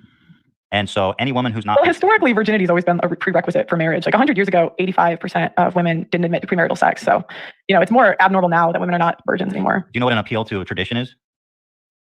What we did 100 years ago doesn't predict anything. Well, I'm saying the outcomes are better for women. Like the outcomes are obviously better. We have more women on antidepressants than ever before. And, it's tough because there are studies both ways when it comes to female happiness. But most of the ones that I've seen indicate that women are unhappy over a certain age without children. And most women wanted to have kids at some point in their life. And I just think... And, you can see what happens in front of you. Like, you're not blind. Women are happier with a family. Again, you're doing the I'm not blind. I see this, which is like, again, kind of an emotional argument. Antidepressants didn't exist. You just want to call me emotional today. That's just your go-to today. Well, it's just... Okay, I don't have anything to say here. He's doing what needs to be done. It's hard to have a conversation with somebody the sexism I face in this country, I just get called emotional. Right. But it's hard to have a conversation with somebody who just says, I feel this. You know what I mean? It's like, how do you address that in a conversation? You say, I see this. I'm not blind. I mean, that's not really a concrete... Well, I listed before that. Let's talk about those. Antidepressants didn't exist 100 years ago. What relevance does that have on the happiness of women then and now? I mean, we're seeing them get more and more on antidepressants. Well, men are on antidepressants too. I think we're not talking about men. But if men and women are getting on antidepressants at the same rate, why can't we have a conversation about women without talking about the men? Because it doesn't. It's like 90%. I can't answer questions if you keep interrupting me when I'm trying to answer you. Go ahead. So it's like 90% of women are on contraceptive or have been on contraceptives at some point in their life. One out of 4 women have an STD. 1 out of 3 women has had an abortion. It's like these aren't good numbers. Like, do you genuinely think that sleeping around is good for women? I don't think, in my opinion, mass sleeping around, like you're talking about, like 100+ partners, isn't good for men or women. Okay. Do you think sleeping with multiple partners is good? I think it's completely fine. I don't think there's an issue with women having multiple partners. Do you think it's good for them? Do you think it's good for women? I think it depends on the person and the relationships. I mean, the premise is neutral. The premise doesn't imply, people, men and women have good and bad relationships. Some benefit them, some don't. Mm-hmm. Overall, multiple partners. You would say good for women or bad for women? I literally cannot answer that question because it makes no sense. It depends on the relationships. But let's say this. I'll answer it. I'll say I think it's good to get more experiences in life and to have multiple partners. I think it's good. Yeah, I think it's not good. Why? So, I think because it leads to more heartbreak. Heartbreak? Yeah, like women sleeping with multiple people. I don't think that's a good thing. You don't get heartbroken without sleeping with someone. Yeah, but that's true. But I just don't think it's the same. Women attach through sex. You think it's not the same? Men attach through sex too, by the way. Yeah, but we're not talking about men. I'm talking about women. But I don't think sleeping around is great for men either. But I don't think it's the same for men and for women. Hold on, you keep saying let's talk about women, and I just want to say, if there is a communal experience, then it's worth bringing up. Like you say, more women are antidepressants, but if men are on antidepressants in the same trajectory, then that would imply that it doesn't have to do with anything to do with women being promiscuous. It's more of a societal thing that affects both genders equally. Mm-hmm. Yeah. Wait, say that one more time. I'm sorry. If men and women are both on antidepressants at the same rate, then that would suggest something on a larger societal issue, and not because women are promiscuous. So I think that is worth bringing up. I mean, you could argue a lot of societal issues have come from women being promiscuous. Okay. So I mean, you could if 85% of women were virgins 100 years ago, and everyone's on antidepressants. What? Please tell me what societal issue. They're going to say single mother. That's what they're going to say. Because if women are promiscuous, I don't know. Are men not? So was society perfect 100 years ago? Maybe it doesn't have good outcomes for women. Society was perfect 100 years ago when women were virgins? I didn't say perfect, but there was more intact families. The life expectancy was like 50 back then. Just I did not say. I don't know what does that have to do with anything. But you're saying the quality of life. Things were better back then. I said we had more intact families, which I think is important. Okay. Let's talk about where were we? We were talking about we were on the topic of men wanting younger women. Here, did I finish this clip? I just learned a lot from them, so I'd love to hear this side. Oh, this is the pickup. I'm sorry. Men want younger women. We watched this whole clip. So I was just trying to basically apply it to your life if I can. It's like, so older men, when they have money, they have status, they're going to want a younger and more virgin woman. Mm-hmm. So I have a bit of a question, and I'm being honest here. Is it possible and you look at men, right, in terms of like their viability. You look at men and say, he's a high value man, he's a medium value man, he's a low value man, right? And we can say that. We can put men into those categories. Mm-hmm. Okay. So let's say you're in the dating field, right? You're looking for a partner, right? What do you mean? I mean, you're single essentially, I guess, and you're looking for a significant. Maybe not. Okay. So if you're looking for men, if a man who is willing to settle, let's say you're not that old, but you're 26, and you say that anyone over 25 is like almost damaged goods or getting worse and worse. I'm sorry. As much as I want to be in camera for this, I literally can't be in camera. Sorry, I can't. I can't be in camera with this. Know that I'm not going. No, it's less valuable. It's less valuable. Correct. Yes, I would say I was more valuable 5 years ago. Yes, in terms of the dating market. Yes. So do you think that? How can somebody who's older and not a virgin and less valuable, how can they get in a relationship with a man and not think they're a loser? Because if you're a low value woman, then in a sense, you'd be judging the guy who's quote unquote settling for you because he couldn't get a higher value woman. So in a sense, a guy that you would settle for would be a loser by your own metrics. Low value. Well, what are men supposed to do? 95% of women aren't virgins on their wedding days. You could be a multimillionaire and not get a virgin. How do you? I think that's why you see more men walking away from relationships. No. How do you enter a relationship and not think that he's a loser because he's low value? I don't really know how to answer that question. But it is interesting, right? Because in a sense, only a low value man, and I'm sorry, I'm only framing this in your worldview. Let's say a medium value man would decide to settle on somebody like you who's a little bit older, not as fertile. You're not a virgin. And also, I'll tell you something else. You like being in the foreground, which is not good for traditional marriages. I mean, he's looking for someone who wants to build a home. You don't know how to cook. Yeah, I don't expect to be with like a high value guy. I think that's silly. Okay. What's your when I think of high value, I think of like top 5% of men. So what value do you think you'll be settling on in your own personal life? What value will I be settling on in my personal what man do you think is reasonable for you to pursue? I think that's a bit of a inappropriate question. But that's interesting because you spend like all day talking about this stuff. I find that it's really interesting to have you and put this analysis into use. Why is it? The way you're framing the question is a bit disingenuous. I think most women, and how is it disingenuous? Yeah, I think it's a bit disingenuous. Why? Why? Why is it disingenuous? I'm analyzing your viability by your own metrics, which you do all day to other women and men. Why is that disingenuous? I don't. Okay. Like, I think it's fair to say, because we're talking to women about expectations and men about expectations based on their value. I think it's fair to say, okay, well, what's your value of man you're looking for based on your own? What's my value to a guy that I'm looking for? What value of man? I wish I don't know what you want me to say. Like, I wish I was a virgin. I should have waited. No. Like, I don't know what. Like, I don't. Most guys don't expect that in 2023, unfortunately. I think men adapt to the market, but I think to say that you should just sleep around is a bit silly. That's not what I'm asking. I'm asking. Well, that you were saying that more partners is good. I think that's a bit silly. Okay, I think hold on. it's silly to say like Pearl. I'm talking about you. Your value by your own metrics is going to be not super high. So yeah, it's less high than it was 5 years ago. But it's not even just the age thing. It's like you are working. You're in the foreground. You don't know how to cook. These are not good things for your scorecard. Hey, I'm pretty good now. I've gotten. You have a lot better. Okay, good. You're working towards it, but unfortunately, as you age, those things are going to bounce out. Yeah, I mean, sometimes like you start in a certain place in life, but all you can do is improve and get better. That's interesting. I agree. So what is the point of telling people that they're? Because a lot of times we're lied to. We're not even told what men want. Being told that men want younger women is like crazy, even though that's not true, by the way. That's not true, by the way. Men don't want younger women. They want, okay, who's hotter? A 50-year-old is equally as hot as a 20-year-old, just based on looks and nothing else. So yeah, it could be. I mean, it could be. But like, how do you meet a guy that you respect because he's settling on you? Don't you see that there's a paradox here? I mean, if you respect men, you don't like. But how are you going to settle for a low value man? Because like that, it's like, dude, come on. A low value man. A low value man. I think if you get married, you're lucky to get married. That's my opinion. Okay. So I would feel very lucky. If I was married, I would feel. So you'll take anything. No, I won't take anything. It's a bit silly. Your standards are I didn't say. That's not what I said, but okay. You said I'll be happy if I get married. I don't, you know what I mean? Yeah, I didn't say to anyone. How would you? So, where's your value as a woman? Would you say like on a scale of 1 to 10? I give myself like a 5. A 5? Yeah, that's fair. I think. I mean, based on your metric, I'm not saying one way or the other. So we're looking for. I think I'm a 5. So you're saying that all men want to have sex with younger women. This is kind of interesting data, but are you aware that the MILF category is like the most popular? It was the #1 most searched term in 2018. MILF. Yeah, men like to have sex with older women. But why is it the most searched for? Yeah, They're looking for MILFs, and when they watch porn. Are you saying porn is the same thing as marriage and relationships? You say men want to have sex with young girls. Why then are men younger women? When you say young girls, it's a bit okay. 22. I mean, what do you want me to say? Okay, young women, 22-year-olds. I was I feel bad. I feel bad because it didn't hit that same way for me. When she said I would feel lucky to get married, like girl, the desperation. It's never that serious. It's never it's never that it's never that serious. I'm sorry.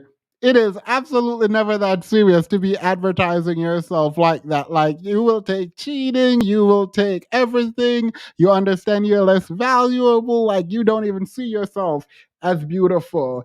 And then she's like, I'll take a girl. Anywho, I promise you I can't be on camera for this. So I'm gonna play a couple more minutes because we can't stay here all night with this foolishness. Wait, was I on mute? I hope I wasn't. No, I wasn't. I was not on mute. Why then are they going to Pornhub and looking up MILFs if they just want to, if they prefer? And this is the most searched. Wouldn't they be searching for like teen or something? 2018, yeah. You know, men aren't that picky. You know what I mean? No, it's not about picky. It's about preference. They look for. Okay, so I have a question. Why do you think like the number one, like they swipe right on younger women? That's do you think it's equal? An 22-year-old versus a 50-year-old woman in terms of looks? No, I'm asking. Do you think it's equal? Are you equally attracted to the average 55-year-old versus 22-year-old? I would be more equally attracted to someone closer to my age where I am in life, I think. Okay. Yeah, I would maybe say, like -5 years. Yeah, but younger typically. Not older. Well, I mean, plus or minus 5 years. Younger. Plus or minus. Younger. Right. Plus or minus 5 years. Okay, you said younger first, but I'm telling you, plus or minus. Okay. There's no take backsies. No take backs. You say younger. Yeah, but so why? How do you explain that? Most women want to date 5 to 7 years older. I think men go like 5 years younger. Is there any way to explain why MILF is the most searched category? Guys like to watch, a hot mom have sex. Yeah. More than a young girl have sex, apparently. Are they the top porn stars? Because I thought those were younger women. I thought it was like the ones that, I don't actually watch that stuff, so I don't know. I don't know the stats, but I'm just telling you based on search that people are looking up MILF way more than teen and stuff like that. So that's interesting, though. Do you think it's better for a woman to get married at 35 than 22? I think it's neutral. I think it depends on a lot of things. I do think women who get married young have a higher rate of divorce. Yeah, it's like below the age of like 21 or 18 or something. I don't remember. So that kind of disproves your thesis, doesn't it? If younger women are getting divorced, I'd say overall younger is better than older. But if younger women are getting divorced more, and you're the youngest, not younger. But we also wait to get married. The average age of first marriage in the UK is like 31. Yeah, but our life expectancy is like double what it was, so it's not really fair. That doesn't change biology. Like, so when it comes to children, like women are still the most fertile when they're younger. So we can have a cultural shift, but that doesn't change your biology. Well, we have a scientific shift too. We have methods of making it easier for older women to have babies. Mm-hmm. Yeah, so like the cultural shift is matching the scientific. It's not just IVF. There's fertility treatments you can get. I've done it with my wife. It's less invasive. It's like taking hormones and stuff, and like somewhat dating market. I think that's better. I think less experience. The only source for that I could find. So they find that with looks, so you don't get into the for men too. And yeah, absolutely. Yeah. Eva. So tell me, we didn't really get to flesh this out, but I find this topic interesting. Why is a woman with a high body count and high IQs? I just want to unpack that. Mm-hmm. Men don't want to date. Mm-hmm. I don't know how you embellish it. There are certain facts that we're not allowed to talk about. Like, who talks about the history of slavery? So. But do you agree with that premise? I wanted to ask you about one last thing. This comment I thought was interesting, and tell me what you think about it.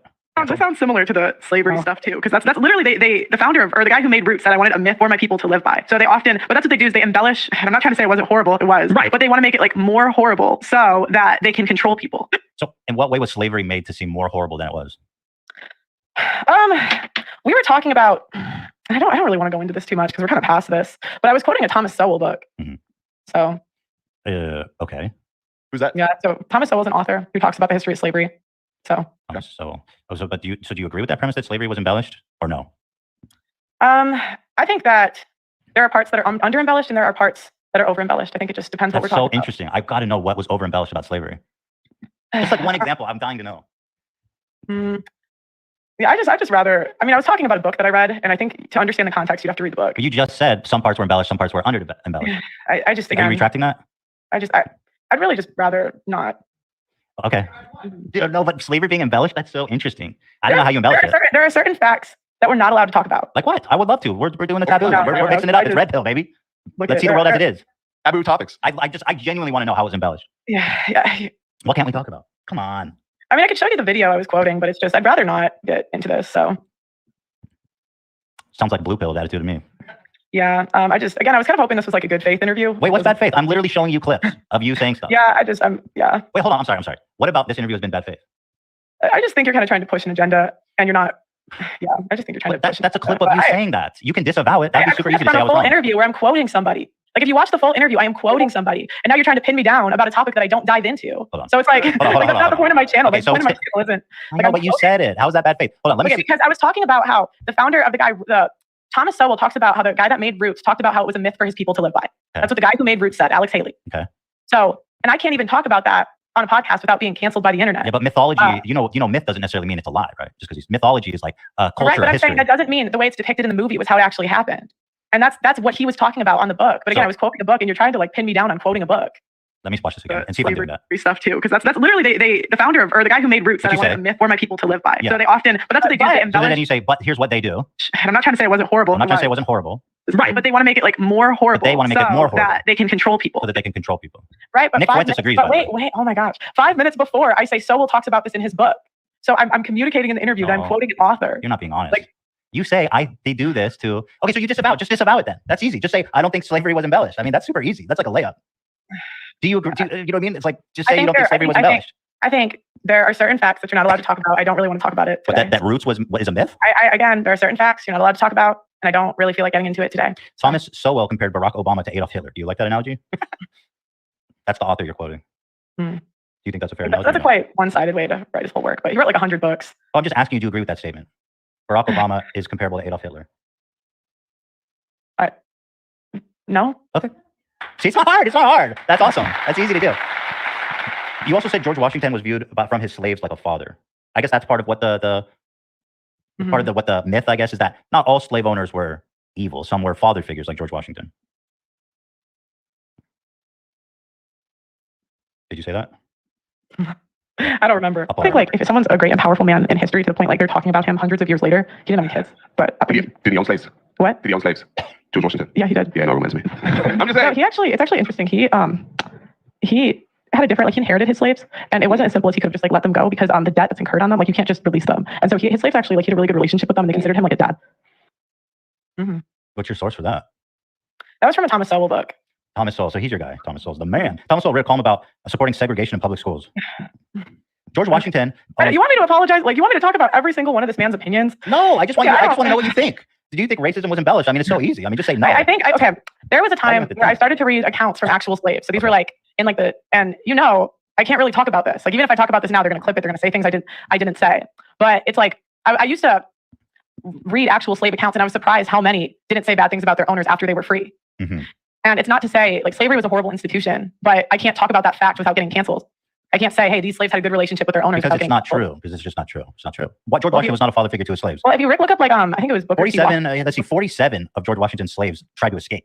Would you try to escape if you loved your master? Maybe that one was wrong. I don't know. This was like a little bit on a podcast months ago. I don't really remember. But and I said I wasn't sure if it was Washington either in that interview at some point. But George Washington was bringing up is I'm not even allowed to have this conversation without. What do you mean not allowed? That, but I mean we're giving you the. I mean I got months of backlash for this. I'm now like you guys are kind of trying to do a gotcha moment. No. I didn't know about the backlash. I'm not really. I didn't know about the backlash. I promise I didn't. I had months. I just want to know what you think. Like I had months of people like it's like if I have this conversation, I had months of people calling my employees slaves.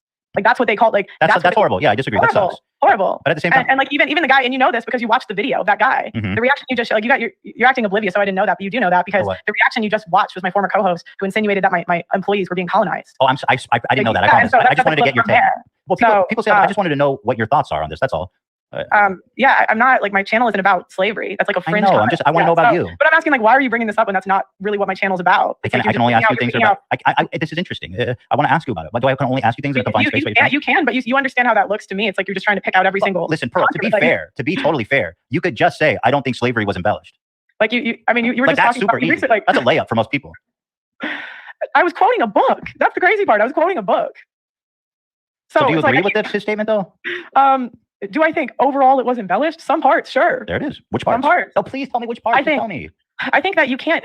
I think that certain slaves had good relationships with their owners. Not all, maybe not most, but I think some did. And that just and there are accounts of them saying this. So some slaves had good relationships with their masters. Therefore, slavery was this is embellished. you know how this is going to go for me. Like, I don't know why you're doing this.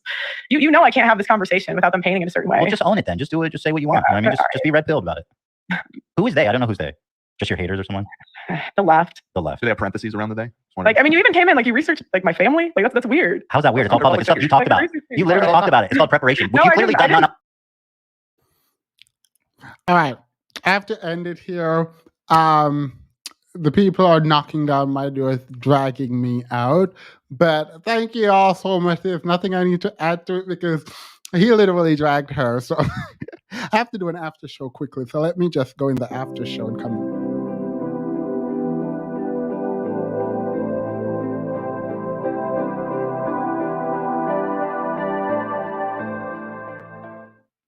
I hate that I couldn't put the chat here. I think Finn might go live tomorrow, so I might not, just whatever. If she does, I will probably go after so we can have a more meaningful discussion because nothing is working here today and I'm about to leave. So I appreciate you.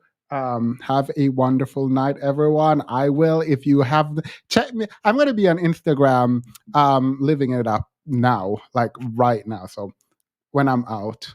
Bye.